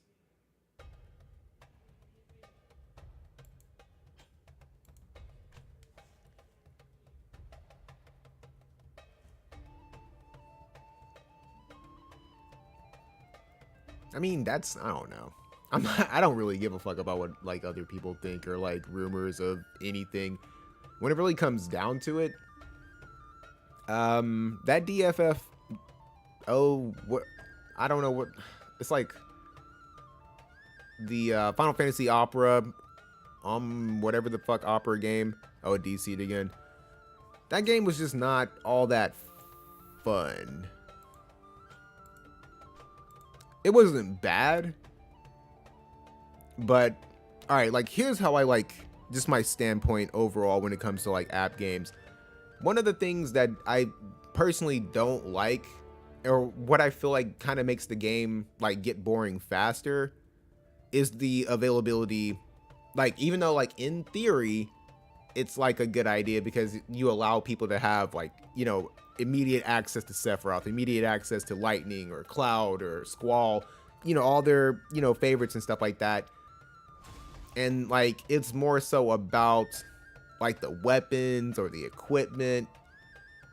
And that kind of stuff is just not fun to really summon for. Like, it's not exciting. I don't know. Like I said, it's just like a preference thing. And I was talking to, like I said, some people, I think like the last time I was streaming, like one thing that War of the Visions has going for it, and just outright, because I can make this comparison to Dokkan. Like I said, I had some ash on my fucking keyboard. But yeah, Dokkan Battle. It's like a Dragon Ball Z app. And it's immensely fun to summon for units. Like, there's just no comparing it. Like, it's like summoning for a card, even like a Dark Esper, you know, like a holographic card. There's hype behind it, of course, because you kind of need it. But there's nothing as exciting as summoning for a unit. Like a character that you really want. Or maybe like a version, you know, like a seasonal version or something that you would really want.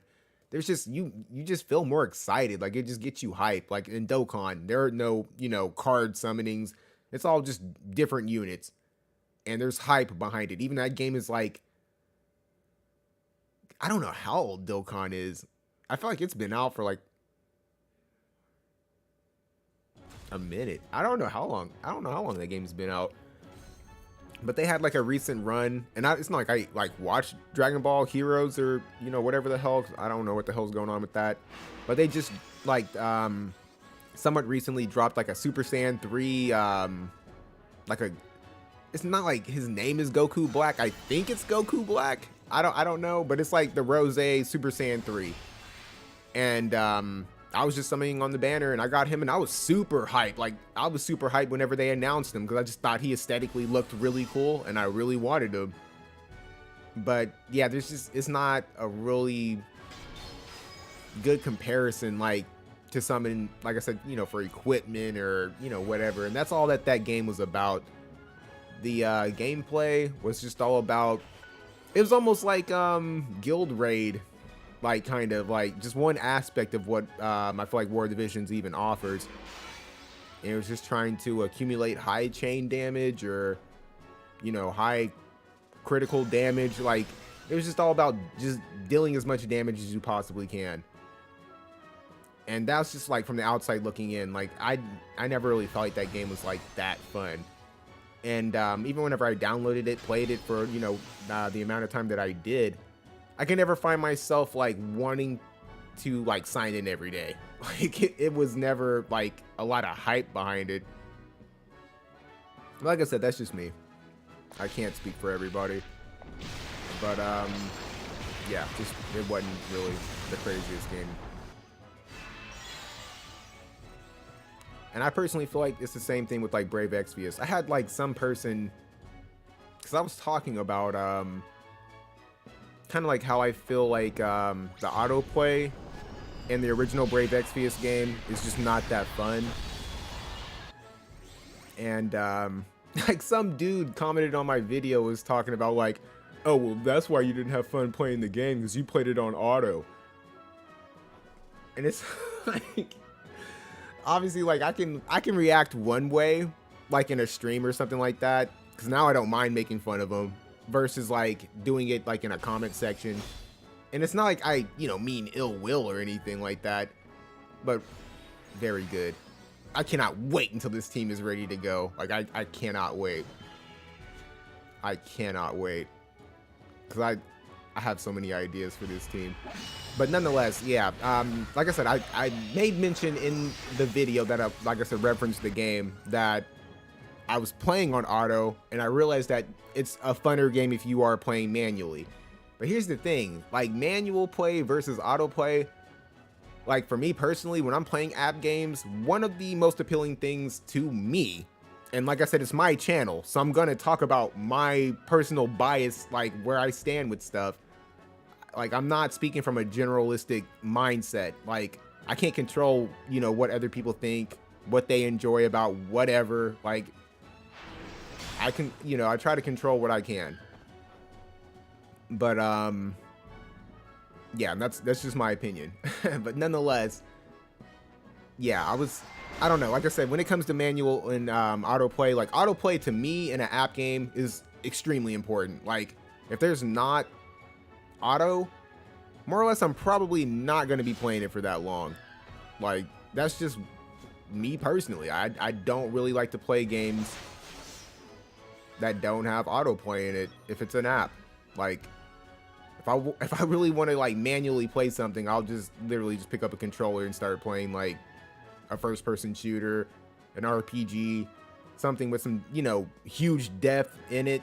Like a console game. Like, I don't know. That's just like my way of approaching stuff. That's gonna hurt. Thank you very much. Yeah, once this team gets going, it's gonna be so much fun. It's got the courage. She wasn't able to go into her courage, but she's too damn slow. So I'm really hoping her reincarnation's good. But yeah. Like I said, I don't know. The auto in Brave Exvius was just not good. It wasn't fun. And I didn't like how you couldn't, like in this game, when you play auto, you can like get in depth, like going to certain skills. Like if I'm like, okay, like I'll manually use this skill, but if I don't want him using it in quest, or I don't want him using it in multi, duel, this and that, and all this other shit, you can just turn it off, or you can just outright turn the skill off in general. There's so much like that makes this game so much fun. Like you can play manually. You can definitely take that route for manual PvP if you know, want to play quest mode manually. But to me personally, like the comparison between Brave Exvius and War of the Visions is literally night and day. And it kind of made that guy's comment redundant, because I'm like, dude, they could like literally do what they're doing in War of the Visions for Brave Exvius, and when you're playing auto, you can just turn skills on and off and have the AI kind of prioritize whatever's going to deal the most damage, or you know, whatever kind of like, you know, debuff that you want them to use.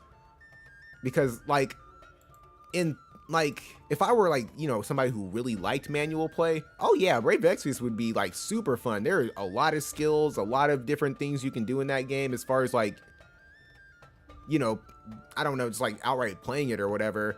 It has a huge roster, a lot of characters you can summon for. I haven't played it like in a cool minute.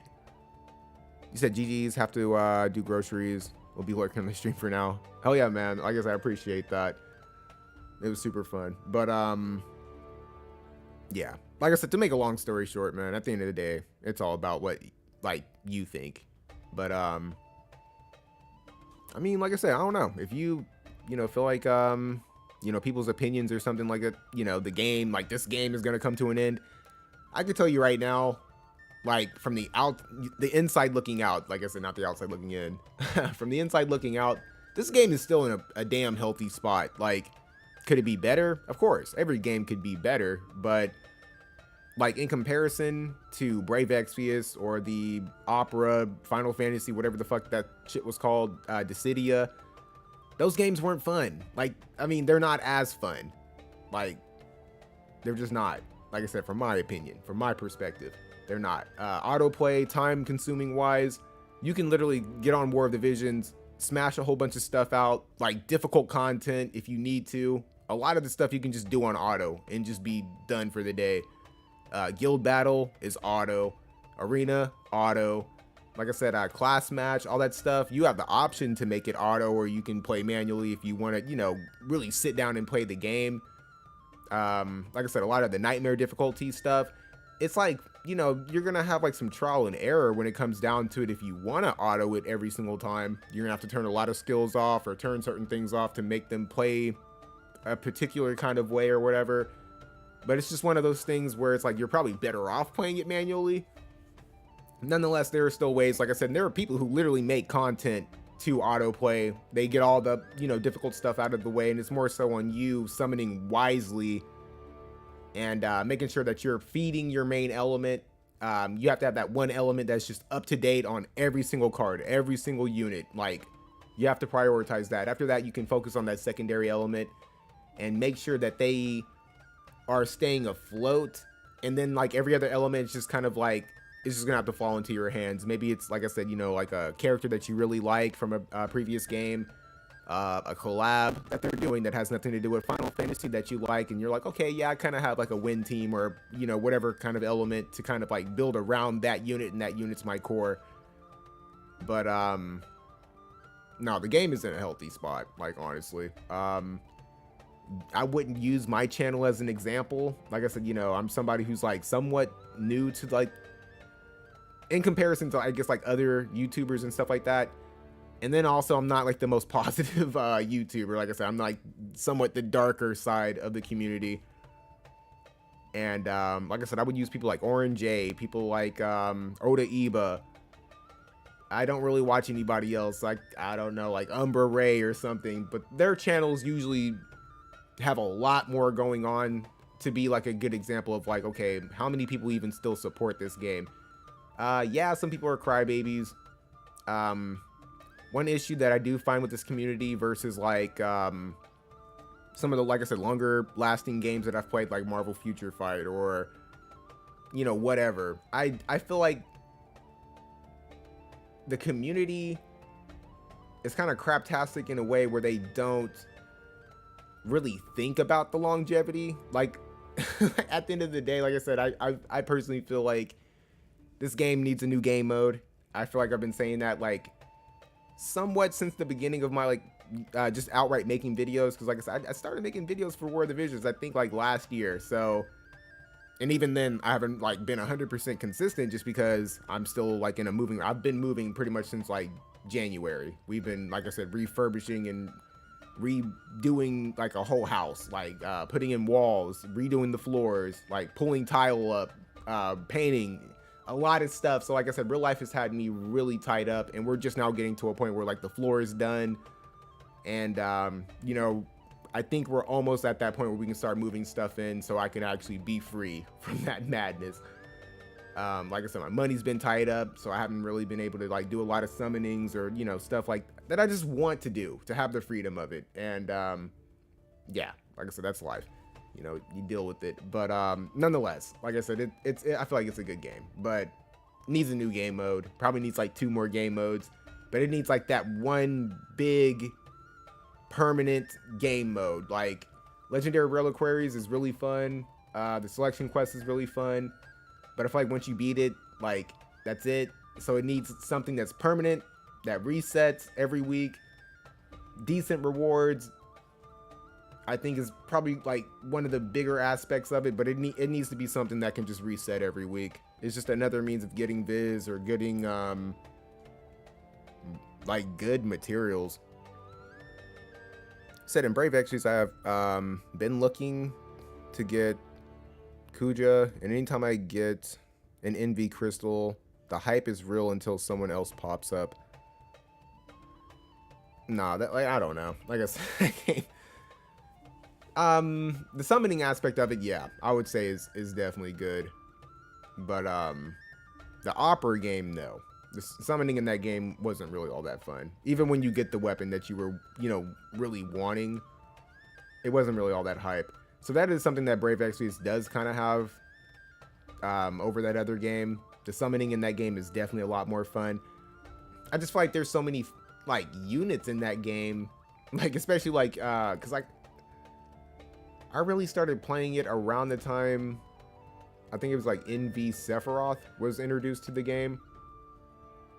Maybe like I had an account before that, but like when I was really like, you know, trying to grind it out, get all the crystals that I could possibly get, because I wanted Sephiroth like bad. I definitely got him. I got like a couple of dupes of him. I was super hyped. But yeah, and it's like Aerith as well, and the Aerith was really good. But I don't know, like it never like had like staying power to me. Like it was like okay, but yeah, I feel like it's more fun for people who don't mind manually playing the game. I'm an auto kind of person. Like even my PvP aspect, how I approach the game is autoplay. Like autoplay all the way.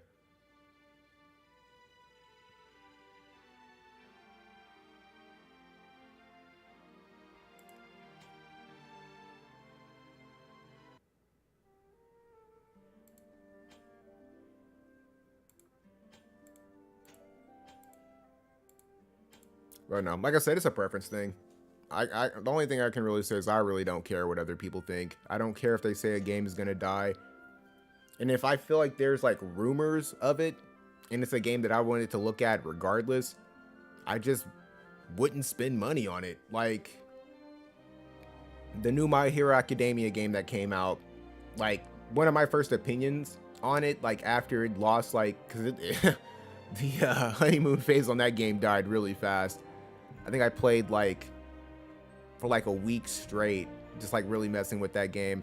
And then I saw, you know, like some people were saying like, yeah, they need to add new maps, they need to do this, which I 100% agree with. Like a lot of their arguments were valid for sure. But I just didn't spend money on the game. Like I'd still like played it, you know, and I still have it downloaded on my Xbox or whatever, and on my PC. Well, I don't have it downloaded on my PC anymore, but definitely on the Xbox. So whenever they, you know, add a new character or they add some, you know, new stuff to it, yeah, I'll play it again. I'll pick it back up and see if it's fun. But yeah, just don't spend. That way you don't, you know, feel bad or you feel like you wasted anything. I mean, even in an aspect, you can't even look at like it as like wasting your time or anything like that, because as long as you had fun within the time frame of you playing the game or doing whatever, that's all that matters. You didn't waste time at that point. Like I said, you got your enjoyment out the game, whether it was for a week, for a day, for a year.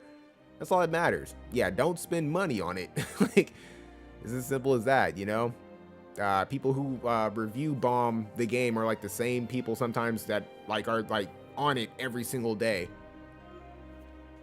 Something that I definitely avoid is, like I said, the main chat, because all they do is complain. Like 9 times out of 10, and it's not really all that fun to like see people complain about the game. Like period. I have my complaints about it, but it's not to a point where it's like, man, like this game sucks, or you know, like I review bomb the game or anything like that. No game is perfect, man. But this is probably one of the funnier games. Like even like with my memory of playing all the other app games that I've ever played, this one is definitely the funnest because of like just the ability to play it differently, the different kind of units, the different kind of status effects. Even though like it feels like in PvE the majority of like the people are immune to every fucking thing, it's still fun nonetheless. I feel like even like without like, if it wasn't for like obviously like the collabs and stuff, I don't feel like the game would be as good. But I do feel like the units like Mont, Stern, Helena, like a lot of these units, personally for me, like I said, El Sorel, I really like El Sorel, Lagravies.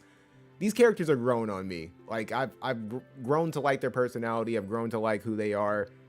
I think the story is actually like in a better spot than where it was, because the whole, even though it's like kind of still dealing with like the Realm Scourge stuff, it's not as bad. Like the story has like its ups and downs as far as like when it's really entertaining. But even outside of that,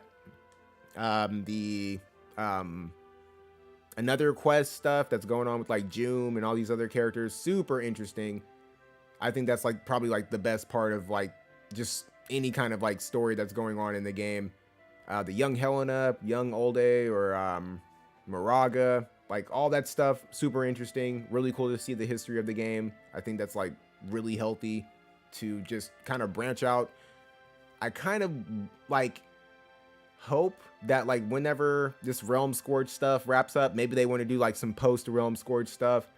I'm kind of hoping that they move to a different era, like almost like Mont is like an older guy, and like we get a new hero. Like I want to see like a time skip, like in all honesty, or like I don't even, it's not even like that. I want them to focus on a different unit or a different character like in the main story, and just kind of have like Mont like the same age, or like still like King Mont. Like he can still be King Mont, but I'd rather just see them like older, like Mont bearded out. Like he doesn't have to be like gray or anything like that, but I'd rather see him move on. Like I feel like it's around that time. So yeah, they can do some post Realm Scourge stuff, wrap up some people's stories, you know, get characters together that they want to be together, and we can start seeing some children, some kids of some of these units. I would love to see like, you know, Mashari and Mont. Even though I didn't really want Mashari to end up with Mont, like overall, that's kind of how I feel. It's kind of like a Naruto Sakura thing. I, just didn't want them to be together. But they're together. That's fine. I definitely would have preferred for him to be with like Katone or Glaciella, especially when they went back and like retold their story. But I would like to see their kids. I want to see like their children have Stern end up with, I don't know, like Rafale or Eliza or something, because they're thirsty as fuck over him. I want to see some people's kids, like, period. I think that would be really cool. It'd be like a Boruto kind of like experience, but hopefully better. And I would kind of want like Mont's kid to kind of like not be like him, like almost like a arrogant dickhead, like, that learns his lesson, through time or some shit like that. I don't know. It'd be interesting to see like a time skip, like, personally. This man said Team Camillo. What, with Elsorel? Hell no. I hate that that's even a thing. Ew. Yeah, I hate that. I do not like Camillo. I do not like Camillo and Elsorel, man. That shit disgusts me. I was like, damn it, why couldn't she end up with somebody else? Like anybody, but yeah, I saw that she cares about him like that, I guess. And it's like, oh yeah, I'm gonna wait for you and all that other shit. I was like, ugh. Not a fan. But it is what it is. Like I said, nonetheless, I'm happy Elsorel is still alive, because I saw my girl Muriel died, like, I guess whenever they're like that whole ninja thing was going on. Kind of depressing, but I mean, I'm gonna go back and just like, I don't know, like, I would make like videos or streams of reacting to this story, but I am like personally gonna go back and just like relive the whole story. And just kind of refresh my memory on like everybody who died, all this stuff that happened. It's just that some of that shit is gonna be kind of rough. I'm not gonna lie. Some of it is gonna be rough. You said, so has Vivi dropped yet? No, I don't think so. I don't know like when the news day is. Like, I don't know if it's like on Wednesdays, if it's on Thursday or whatever. I don't know, like I said, if you're out of the loop or whatever, but the game itself is like on this like catching up phase with like the JP version or something like that, where they're trying to, have everybody on the same page pretty much. So a lot of stuff is like, we used to like know that like Monday was like news day, Wednesday was update, and yeah, Monday was also like the reset for like arena or like, whatever is going on. But I mean, Monday's still like somewhat the same like for arena, but everything else is kind of just like all over the place. So I don't know when they're gonna announce Vivi. I personally, like, you're asking the wrong person. I don't care anything about Final Fantasy 9. Like, I'm not gonna lie. I don't care anything about Vivi. Don't care about Dagger. Don't care about Monkey King Boy, whatever the fuck his name is. Don't care. Like, Final Fantasy 9 means nothing to me. I'm just looking forward to Final Fantasy 10 too. That's like the last Final Fantasy that I would like to think I care about. Maybe 12 with Vaughn. I like to see that, but I mean, 10-2 is like gonna be the epitome as far as Final Fantasy anything goes. Like, that is what I want to see, like, hands down. But yeah, 9 just personally doesn't mean anything to me. Not a huge Final Fantasy person, like, which is another thing, I think, a testament to War of Divisions. Like, the game itself is just fun, man. I don't know. Super fun. You said Zidane. That's his name, yeah. You said he's Cheeks? I think he might be, like, good for, like, PvE, maybe. I have no idea. I have yet to realistically fight one. But Space, man, as soon as Final Fantasy 9 dropped, I feel like you got Dagger to 140 fucking fast as hell, man. My gosh, like, that was like one of the first things I think I saw whenever I was like streaming, or before I was like streaming the update when it first dropped. I was like, damn, he got her to like 140 fast as fuck. That shit was crazy. No, 10-2 would be crazy, man. Pain, Like, I don't have to say anything else. Pain would be my next, like, she would definitely be my main character, like, period. I just hope that she would be good. She would have to be good, man. I would be so depressed if it was just like another Auron, because Auron's hands down one of my favorite units, but yeah, he's not that good. Definitely not that good. 50 reincarnations deep, damn. So you're definitely over the halfway mark. How do you think she's just like overall? I think she has like a pretty interesting kit.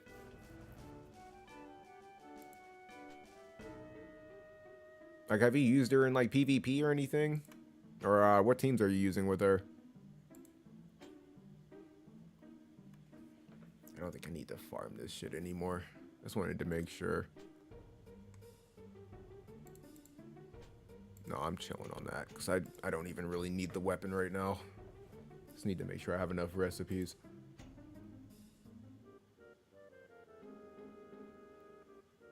Oh, Pain would have to be dark. If she wasn't dark...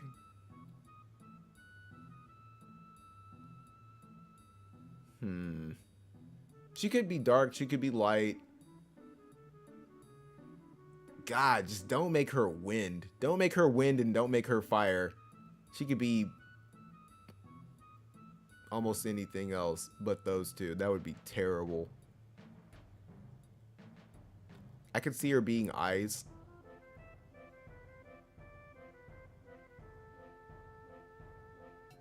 And Halloween, Ryu. Interesting. Let me, are you on right now? I would love to test that team. Like, I'm not gonna, like, put anything, like, too crazy together. I could probably honestly just test this team. I just want to see, like, in theory, what the hell the team does. Specifically her. Because, like I said, on paper, she has a really interesting kit. Like, I don't really remember what the hell she all had. That was, like, making me, like, so interested in her.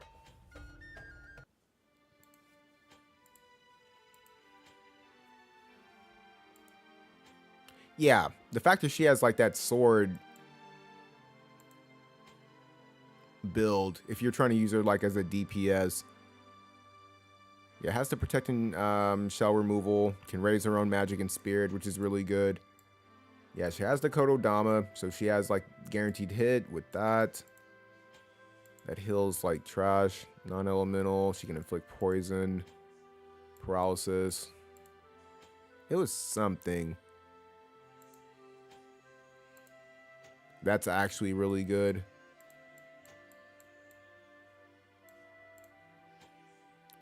Yeah, courage removal. What else was it?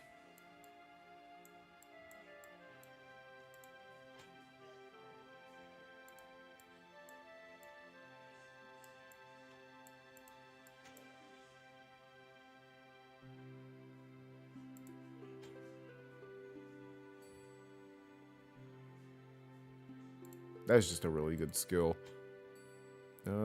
Raises spirit pin, AoE. AoE bestows shell, protect. Re-raise on herself. Yes, I guess like in general, she just has a really interesting kit. Oh no, you're good, man. Yeah, definitely no rush. Oh god, they're bathing the cat. If you hear a cat screaming in the background, he's getting a bath and he does not like that at all. Yeah, I think that's probably what it was. And the fact that it's like a 2-hit. I don't like the non-elemental damage. I kind of wish it was just like straight up just earth damage, but nonetheless really good. She can poison. Yeah, she reminds me a lot of Soul. Definitely reminds me a lot of him.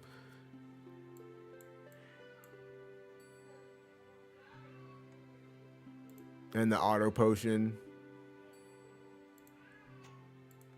has, like I said, Steel Ephemeral, which is really good.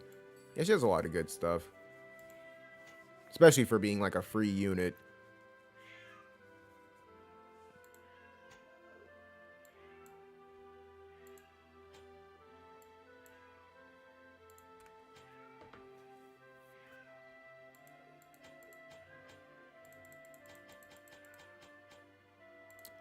So fucking close to finishing these units, man. I need to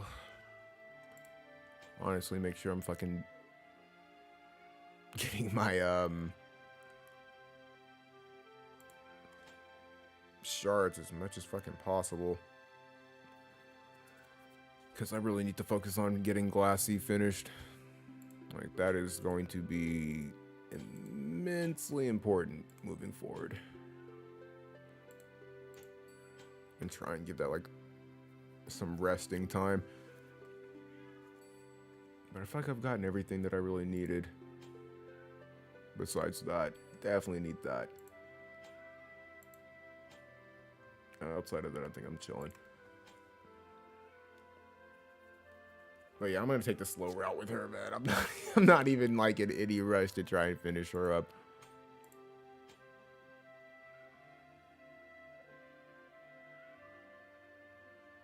You 140 any of the...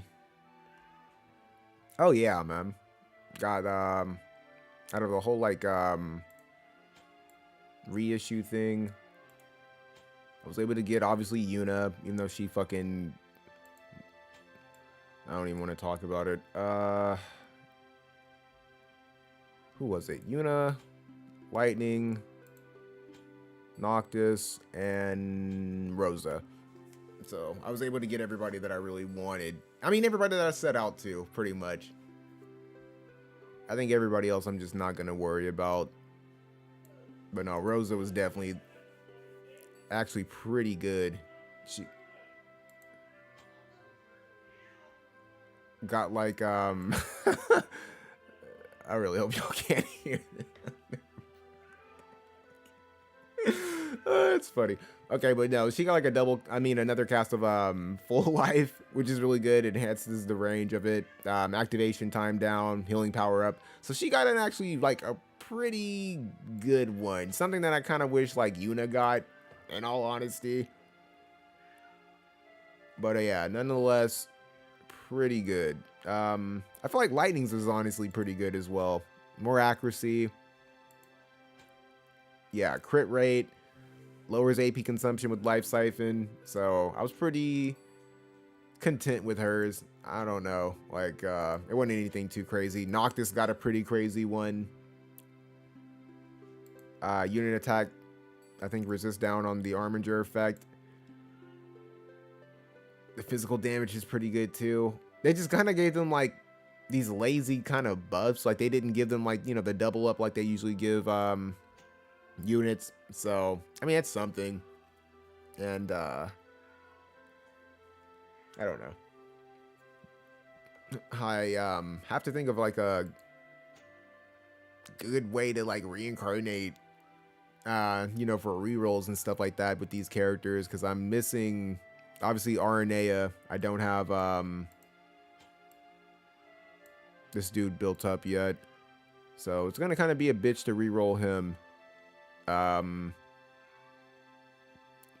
Even beforehand, like, I didn't have Yuffie built up. It was just, like I said, all the extra shards that I was getting, low rarity shards that I could actually utilize, everything was just going to Sephiroth, so it was like immensely easy to get him finished. So I was able, you know, by the time the event was going on, you know, I was able to actually get Yuffie past 89, so that was something else that's pretty good. So I'm kind of just like working on trying to get her up. Hopefully I can at least like get her to 115 before it like starts to become a bitch to fucking get these characters up again. And as far as the Final Fantasy X units, I'm not gonna really re-roll anybody. So their shards are kind of dead to me. Like, I'm not gonna like use them for other characters because I might change my mind in the future. Maybe they'll drop some. I feel like if they drop somebody else, it's probably just gonna be underneath like a different mind sphere. Outside of that, yeah. I'm just trying to reroll Celis, in all honesty. Got her sitting on like 28, so that's going to be super fun. But like I said, working on both of them at the same time, trying to get Perrine up, just focusing on my main team. Perrine, I think, is getting there. Yeah, she's at like 35. Yeah, man. I don't know. How the fuck did you get her to like... You said Dagger is like 50 reincarnations deep? So do you have Zidane like built up? Did you just like get him to 120 and just say fuck it, or like what? Like, cause I can see like maybe like going to these like particular banners where you can just like outright get the Mind Spheres. Like banners like this. I think there's like a step up. I think it's this one. Yeah, where you can get Mind Spheres and stuff like that. Then just kind of just using rainbow medals and stuff.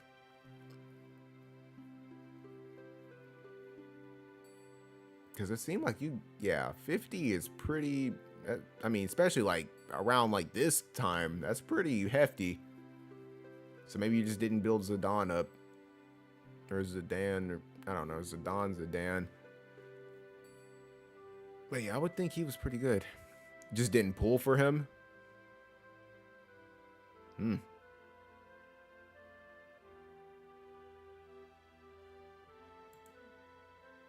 So you must have had just like what rainbow spheres to just kind of like go crazy with. I guess you could do this banner as well.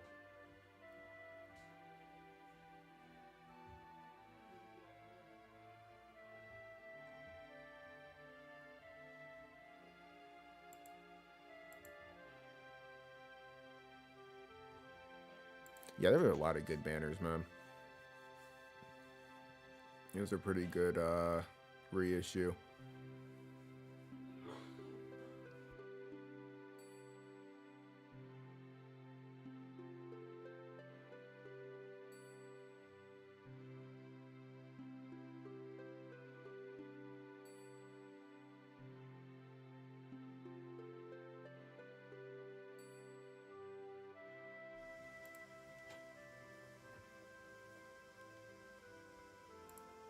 I don't know. I'm gonna try my hand at Selection Quest, I guess. For the time being. Even though I really fucking don't want to.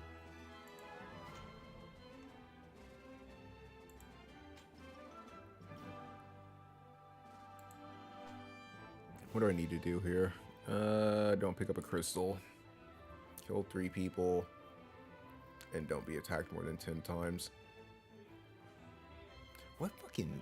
I don't really recall the map.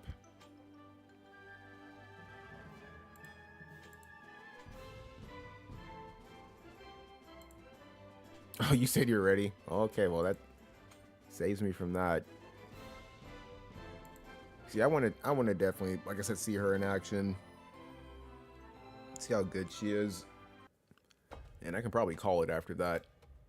So we'll, if you have the time, we can get like a few matches in.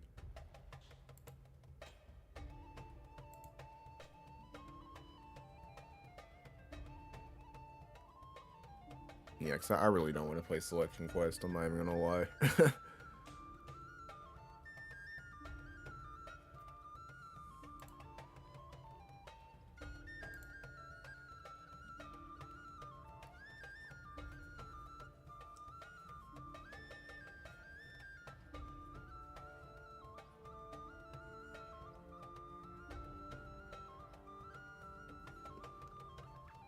Since it's Earth,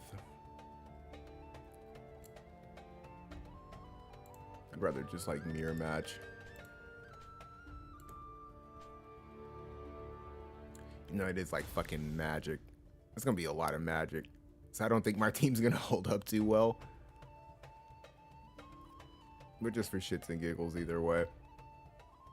I've been having a lot of fun using Killfair, I'm not even gonna lie. She's somebody I would definitely love to reroll.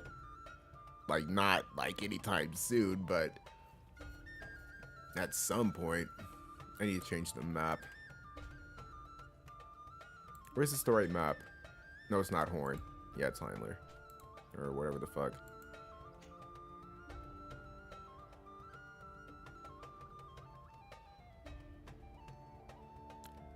Just, no initial placement cheese.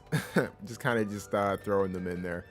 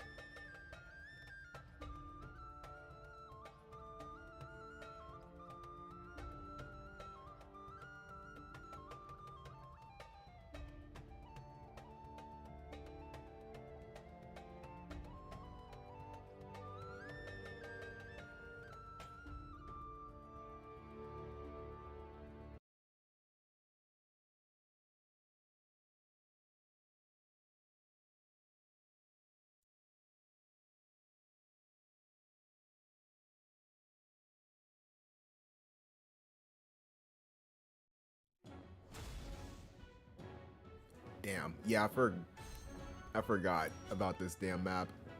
Dude, are you serious? I don't have auto on? Yeah, just take the auto route, bro. There's no way I'm manualing this shit. I thought I had...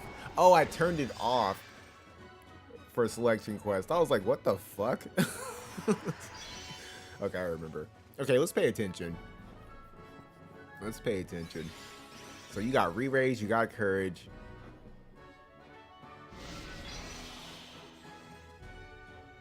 Looking pretty pretty terrifying.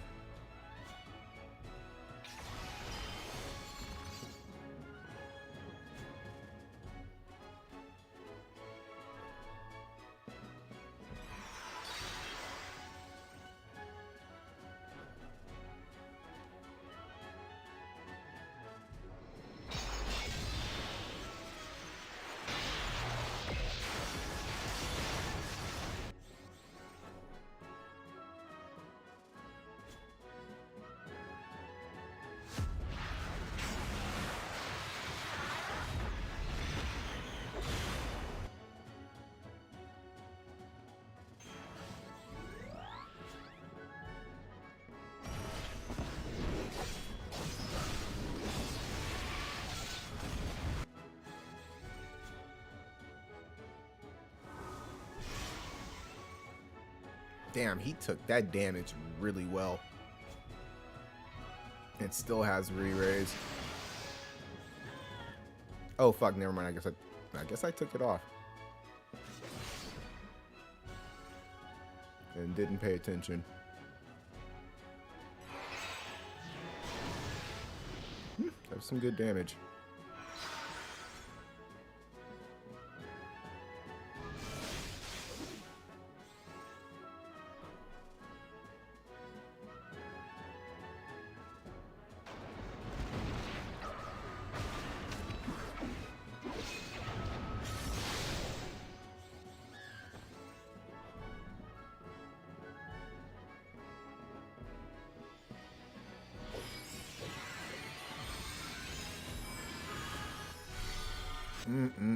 Damn, that is a really good hill.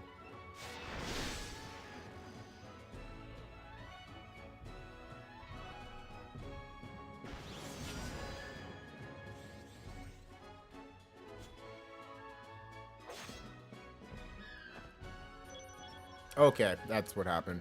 I guess I confused her skill with, what's her fucking face? Not Shalze. I think she gives, like, double courage. Yeah, I forgot who gives, like, re-raise, like, gives, themselves a re-raise, and then, the other person. So what the only thing I would want to do is just swap these two around. Ugh. But that's gonna mess with, like, I'm gonna have to remember to change it back, so I'm just not gonna do that. Uh, I guess I would want to test like my main team. That was a really, yeah, that was a really good showing for her. So if you don't mind doing like at least one more, that would be like really cool.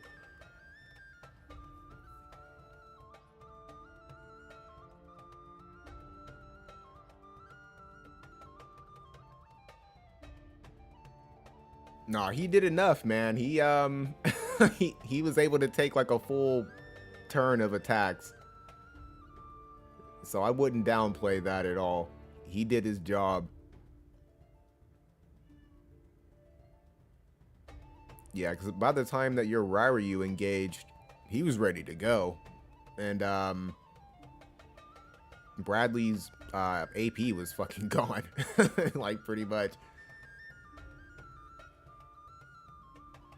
So yeah, no, he did his job.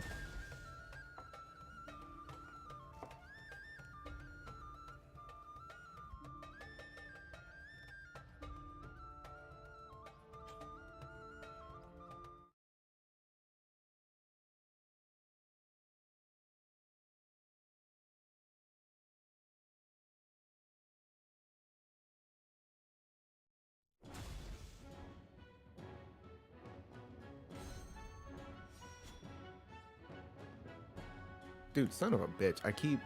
Whatever. It doesn't matter. It's like the last one anyway. I was like, what the hell?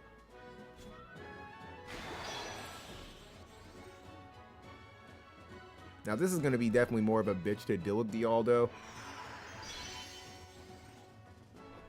Just because it's like more physical damage.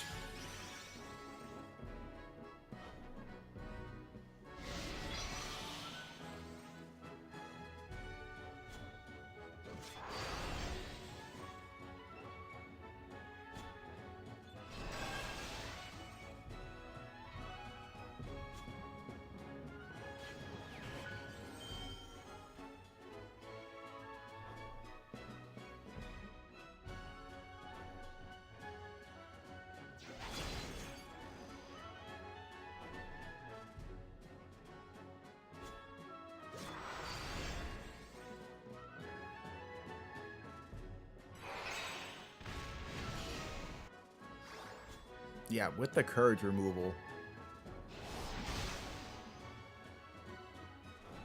Really annoying.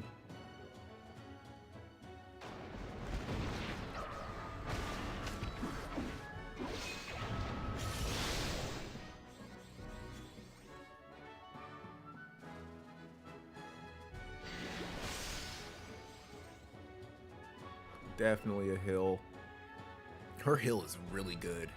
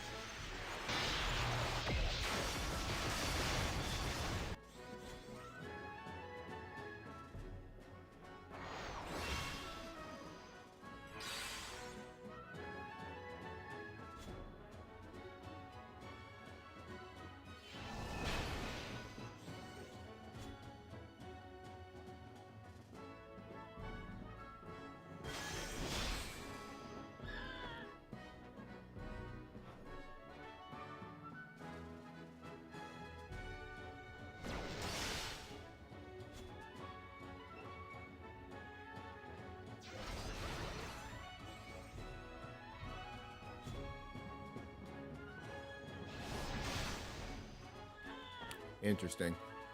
I didn't think I was going to win that. I'm not going to lie.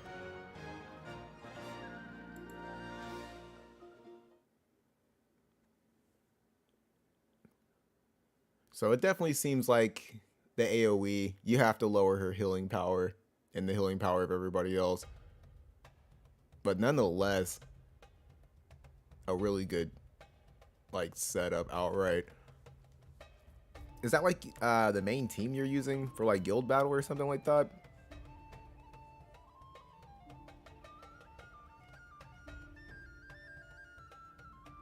Or are you using The dreaded young Helena, who has just been the bane of my existence. Fucking, I hate that girl so much. She is so damn good.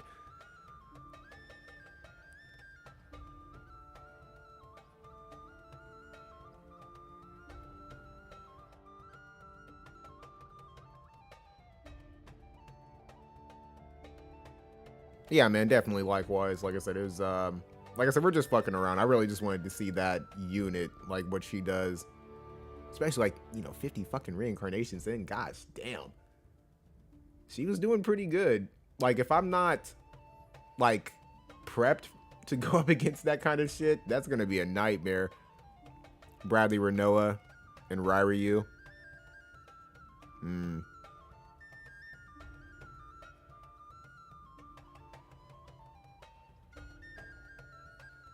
Yeah, Ryu's like one of those other characters that kind of just like really got a good reincarnation, because that poison is, it reminds me of Soul. It's just one of those things where it's like, I'm honestly kind of grateful that like they gave like poison some love, because like I said, it's always been about like slow, disable, berserk, stuff like that. So poison is like viably annoying as fuck. Like you know, even like, you know, in aspects of like courage and stuff, it can be one of those things that just kind of kill you like outright.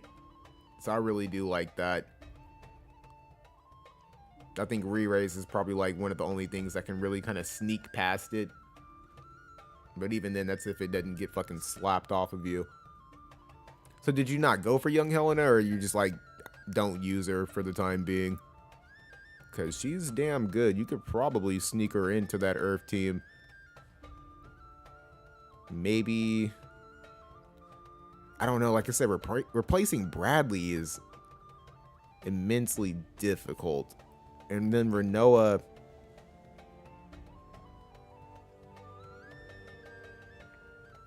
yeah, Renoa is just good for like what she does. She's really good with Bradley, honestly. That's a hard replace. So maybe over Ryu, but like nonetheless, that team alone is like really fucking good. Without, I mean, with or without young Helena, like I said, that duo Bradley and Renoa is just really annoying. Saves him from having to go into his own TMR. Not too into light, other than Addison Rae. I hate that bitch. I hate her so much. So she's one of those also like just really good characters. Really fucking hate going up against. I'm gonna have to like eventually like just sit down and build that chick. I think like when I'm ready to go back to light. Because she's annoying. I really hate going up against her. Just because of her limit break alone. Like that slow is, if it lands, it's not a fun time. But no, that's a not anytime soon kind of thing. And then even like over Addison, I still think obviously young Helena, Bartz, and just somebody, whether it's Wingstern, Starlight, is just a terrifying combo nonetheless. With Viga's TMR, AoE Berserk proc, I don't know what the hell that does. Let me look at that. Lightning, Viga, grants protect and follow effect upon hit for self, increases chance to apply Berserk by 25%. So what does that just like add, like the possibility of berserking just in general? Yes, it's upon hit. So it doesn't have to be like a regular hit or anything. Yeah, that could suck. HP, defense, crit evade.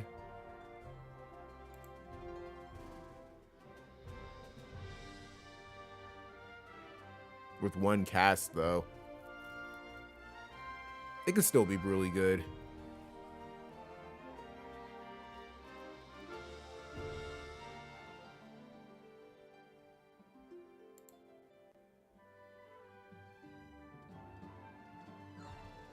Yeah, Viga alone, is one of those characters I kind of want to, well, I would like to get.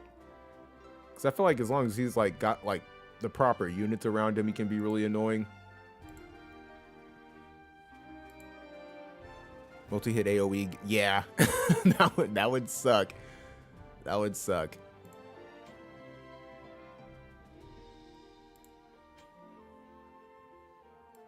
That would suck. I don't know. Take this time to like actually like look at this dude.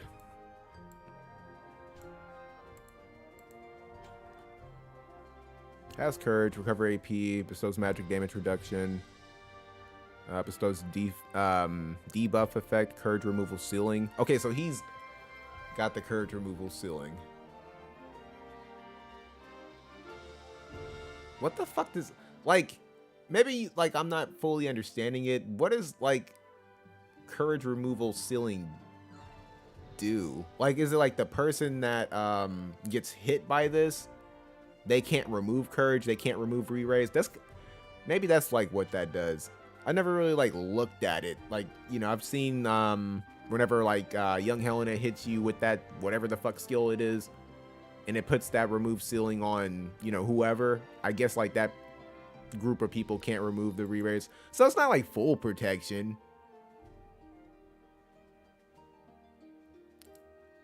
Because if you can get like a tank to get hit by that, and you still have like your main DPS or whoever it is that you use to utilize that skill, you're probably still good.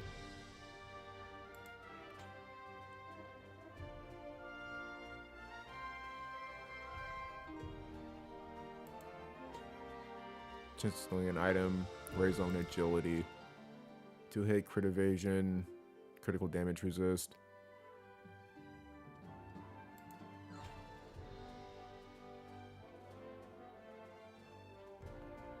Lowers healing power for 3 turns and nullifies CT up.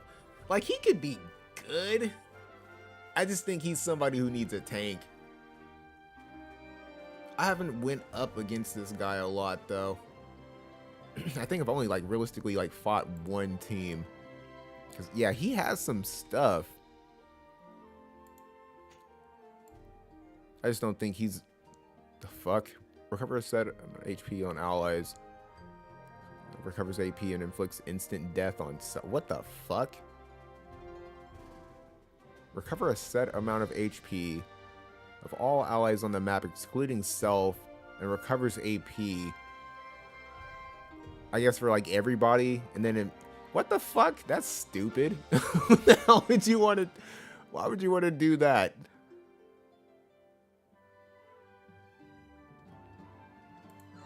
Huh.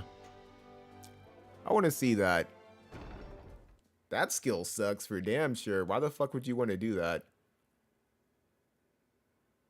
Yeah, I don't think a lot of people either went for him or like that, you know, like crazy to actually like build the dude up. That skill is fucking ass.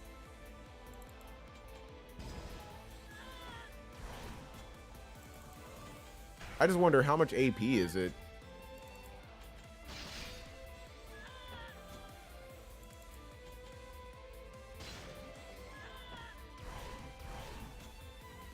And would he even use this?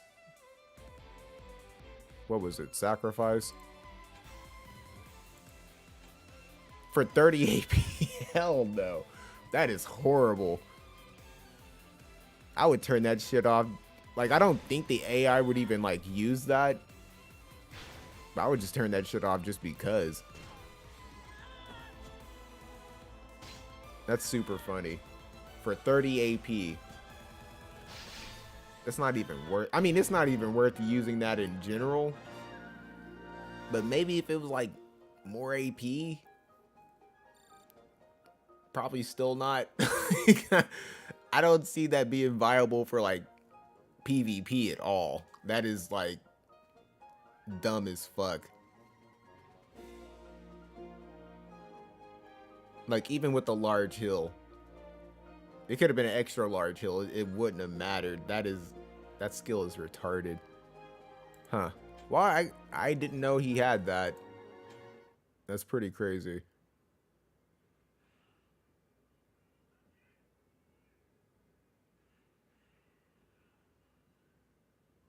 But yeah, no, I haven't seen like really anybody who has them, especially on like Companions Arena. I think may have seen maybe like throughout the whole week, and even like previous to the reset. Honestly, just probably like 3 teams. I don't know. I don't have enough like information on them, especially like not enough to use like the ice team that I'm using for PvP. I was like, I think I'm good on that. But I don't know. Maybe I should try fighting the dude and try and get like a little bit of information on him. Same thing with like Light Helena. I just kind of need that experience, especially like when I get to that point where it's just going to be like, you know, increasingly difficult to try and get into like the top like 100, because I think I was able to like finish close to like 150 or something, excuse me, for arena. But yeah, because I'm definitely not trying to like make a crazy push. I just need to make sure I'm staying in the like top 1000 for like the next couple of weeks. And that is all that matters. To try to re-up on some viz, because yeah, I've already dropped considerably already.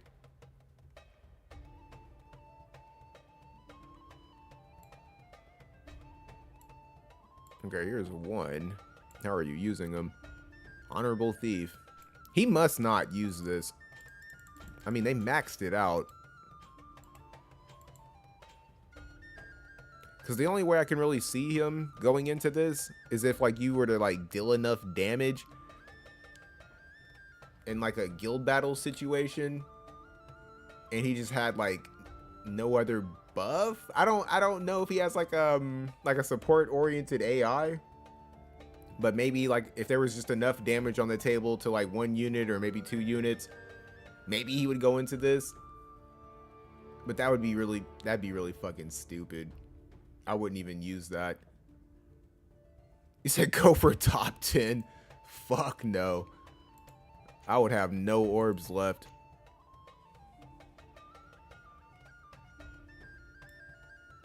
So I guess some people are using it. They just don't have them built up. Because this is like either I was seeing stuff like this or like he's capped out. But it's like so few in between. Oh yeah, I gotta click on the character first. I wonder what TMR that is. Elemental resist, crit rate, unit attack resist. So it's a good card.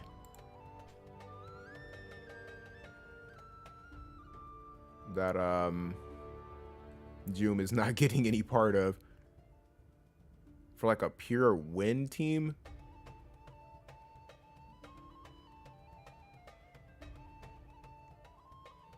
Ranger. What's that one chick's name? Charisse. I don't know how good she is.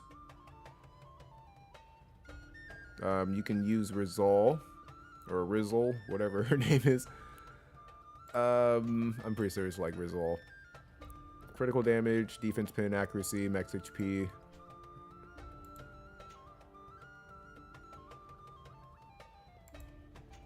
Yeah, not bad as far as the card goes. I'm not sure like how evasive he is.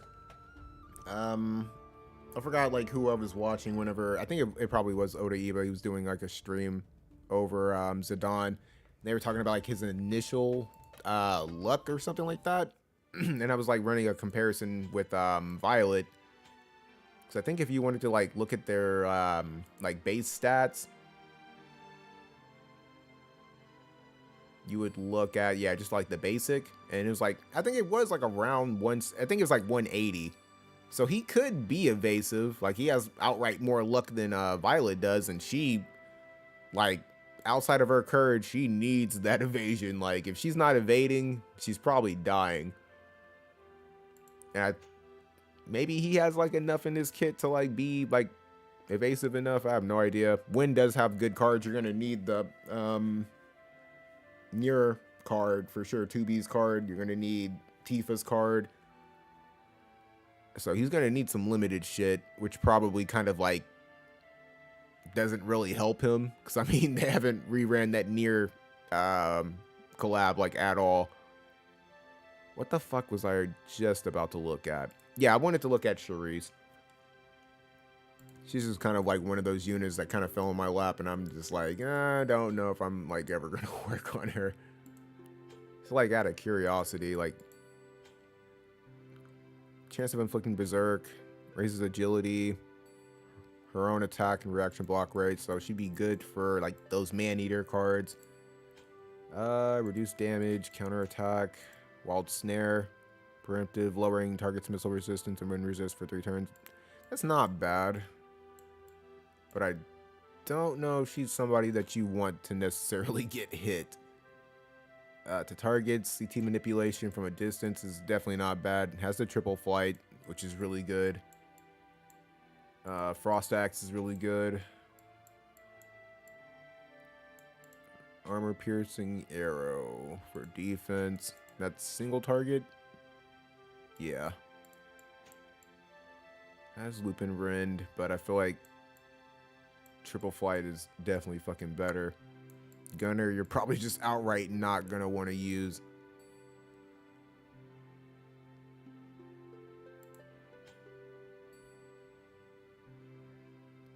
Reduces missile attack. Wait, what? Hold on. Deals medium damage to targets within range, lower CT, and reduces range by 1, and significantly reduces missile attack for 3 turns. I'm imagining that's on them. So I could be understanding that like not in a proper way. Raises agility, missile resist of allies, covers AP. Okay. And then missile resist, lowers reaction ability. I mean, she's like okay.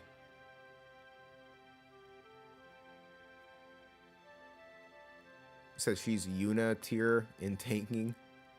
Yuna doesn't tank all that well. Like,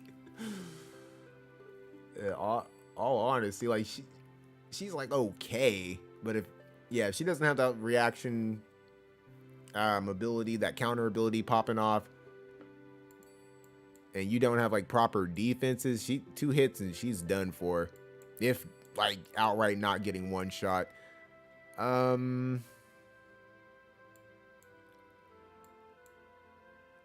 She reminds me of Melnia, like Eliza, like those kind of units. Like she has a really good kit, but you just don't want her to get hit like at all. Which kind of sucks when I like realistically looking at that. So maybe with that card that came with Zidane, maybe because I wasn't like looking super hard. But I would imagine that, what's his face can use it. Fucking Sottily. So like Sottily, this girl, and Zidane. Which doesn't really sound like that good of a team. I don't know. Jum is still really good. Like I would say she's still pretty viable. As far as like physical damage.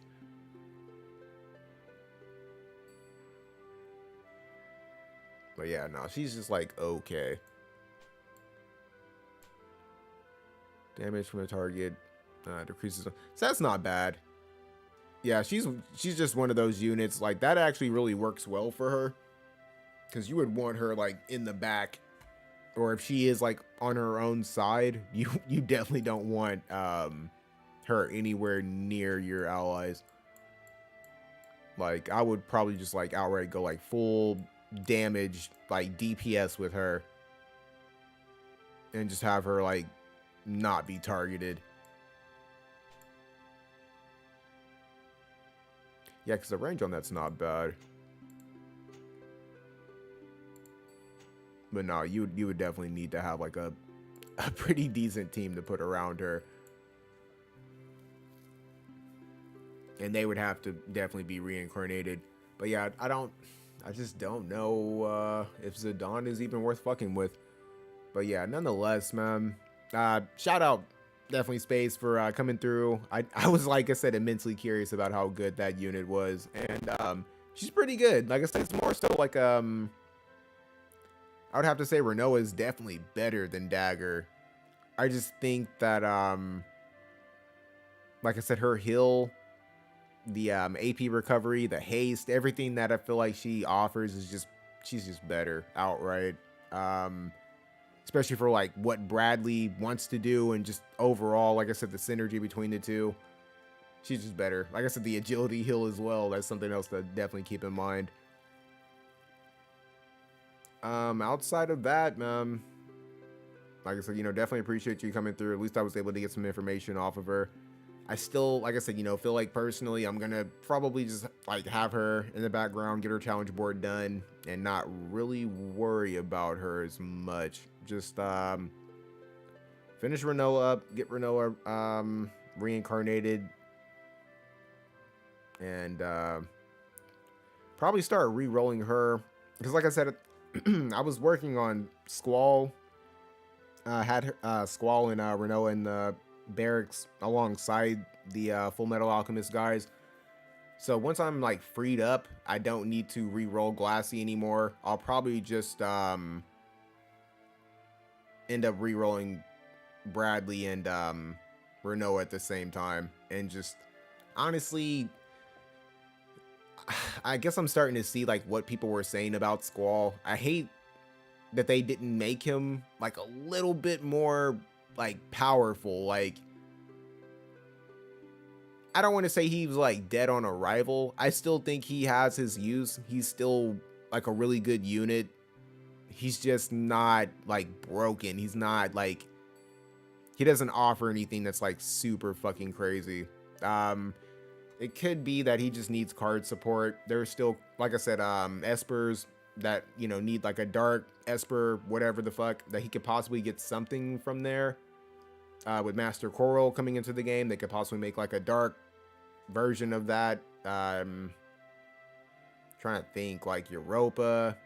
There's a lot of things that they could still do. And then on top of that, like with reruns, they could possibly give him like another card or something. But I feel like it's more so card support with what he needs. But Lightning's cards in general, like a lot of them are just tied to like limited stuff. I don't know. I still feel like he's pretty good. He's just not like the best PvP unit. I feel like he's gonna shine in PvE. Like whenever we see the Guild Raid come back, I think that's when he's gonna shine. Because his limit break is damn good. Having, means of giving himself like that medium AP restore off of a 4-hit. Really good. Plenty of units already have like a lightning imperil, so he doesn't need to like, do anything right there. And then outside of that, I'm pretty sure he has something else. Yeah, he has like the chain bump to kind of just help everybody else deal damage. There was something else outside of the limit break. What was it? Pugilist, Trick Lancer. That's what it was. He can use that a gift like no other card. And the fact that it's pierce damage. So, like I said, he has his use. Yeah, I don't think there's anything as far as like striking or anything like that. And then Blasting Zone is more of a PvP oriented. Like he wants to be a PvP character just with like everything he has, like his whole setup. But I think Renoa's better and just like just for PvP stuff. Has more usability and probably would benefit from being re-rolled just like for the sake of like damage, HP, all that other shit. So that's probably the route that I'm just gonna end up taking, and I'm not gonna re-roll him. But yeah, definitely shout out to everybody who came through. In all honesty, I might do another stream like later on this week. Maybe, don't quote me on it, don't hold me to it. In like, just overall would like to do another PvP stream. Maybe, like I said, people will be more available. We can get more matches in. Probably should, I don't know. I need to come up with like a time frame where people are just like, they'll know I'm going to stream or something like that. I try to make a post in the Discord, but definitely would like to do something like that. And like I said, just have like a consistent, like maybe like Wednesdays or Tuesdays. Like I said, we're still in the moving process, so like I said, don't quote me on anything until like I'm like doing that like moved in stream. I'm gonna like title the stream moved in or whatever. Like, you know, definitely want to test out the sound quality of the new room. I would like to think that we've soundproofed it enough, but there's not going to be anything like actually like testing the room, making sure, like I said, I'm not getting a bad echo or anything. Hopefully the sound quality just in general will be good.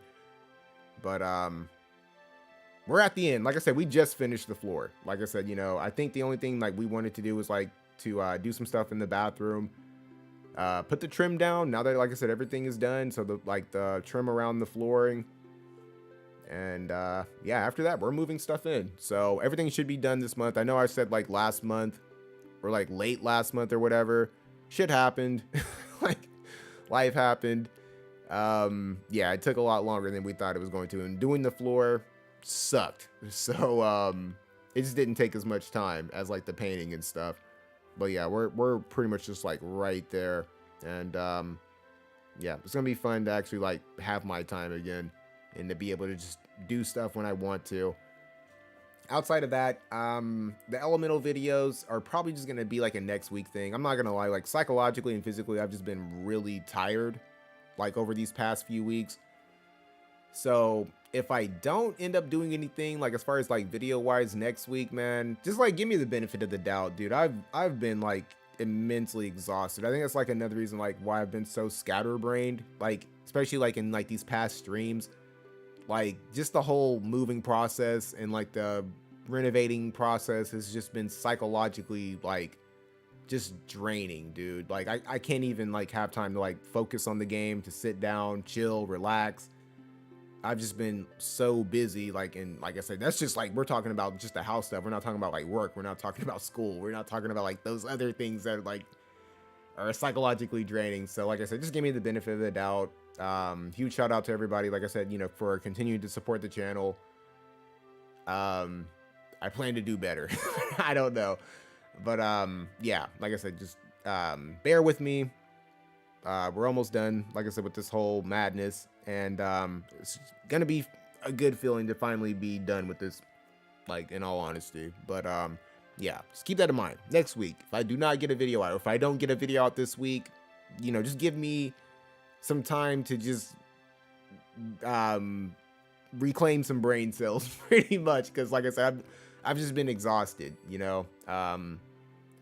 Hopefully nothing big gets announced. I'm really hoping, like, if they do anything before the year is up, if they try to do something, just go back to Nier, do like an old, like, something. Because like I said, like, monetary wise, I'm not ready for Kingdom Hearts. Kingdom Hearts, I think that app comes out next year anyway. So I just don't want to see anything with Kingdom Hearts. I don't, like, personally for me, I don't want to see Final Fantasy X-2, just not yet.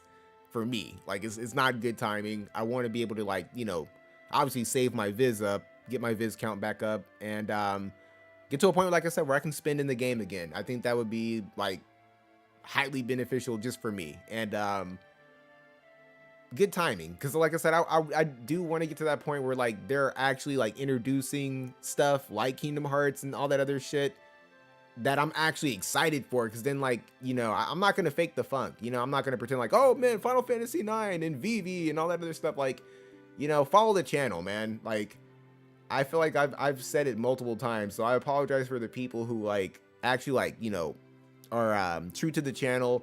They, you know, may not like be there 100% like, you know, throughout the whole stream or whatever, but they watch enough of the streams, or they, you know, catch the videos, and they get the general idea of like where I stand. Like, anybody who, you know, knows the channel, or like I said, you know, somewhat knows my general like standing when it comes to like the whole Square Enix franchise. I do not like, I'm not a big Final Fantasy fan. Like, there are like particular Final Fantasies that I really love, that really matter to me, but I'm not like a stand for like the whole series, like 1 through 16 or 17, however many Final Fantasies there are.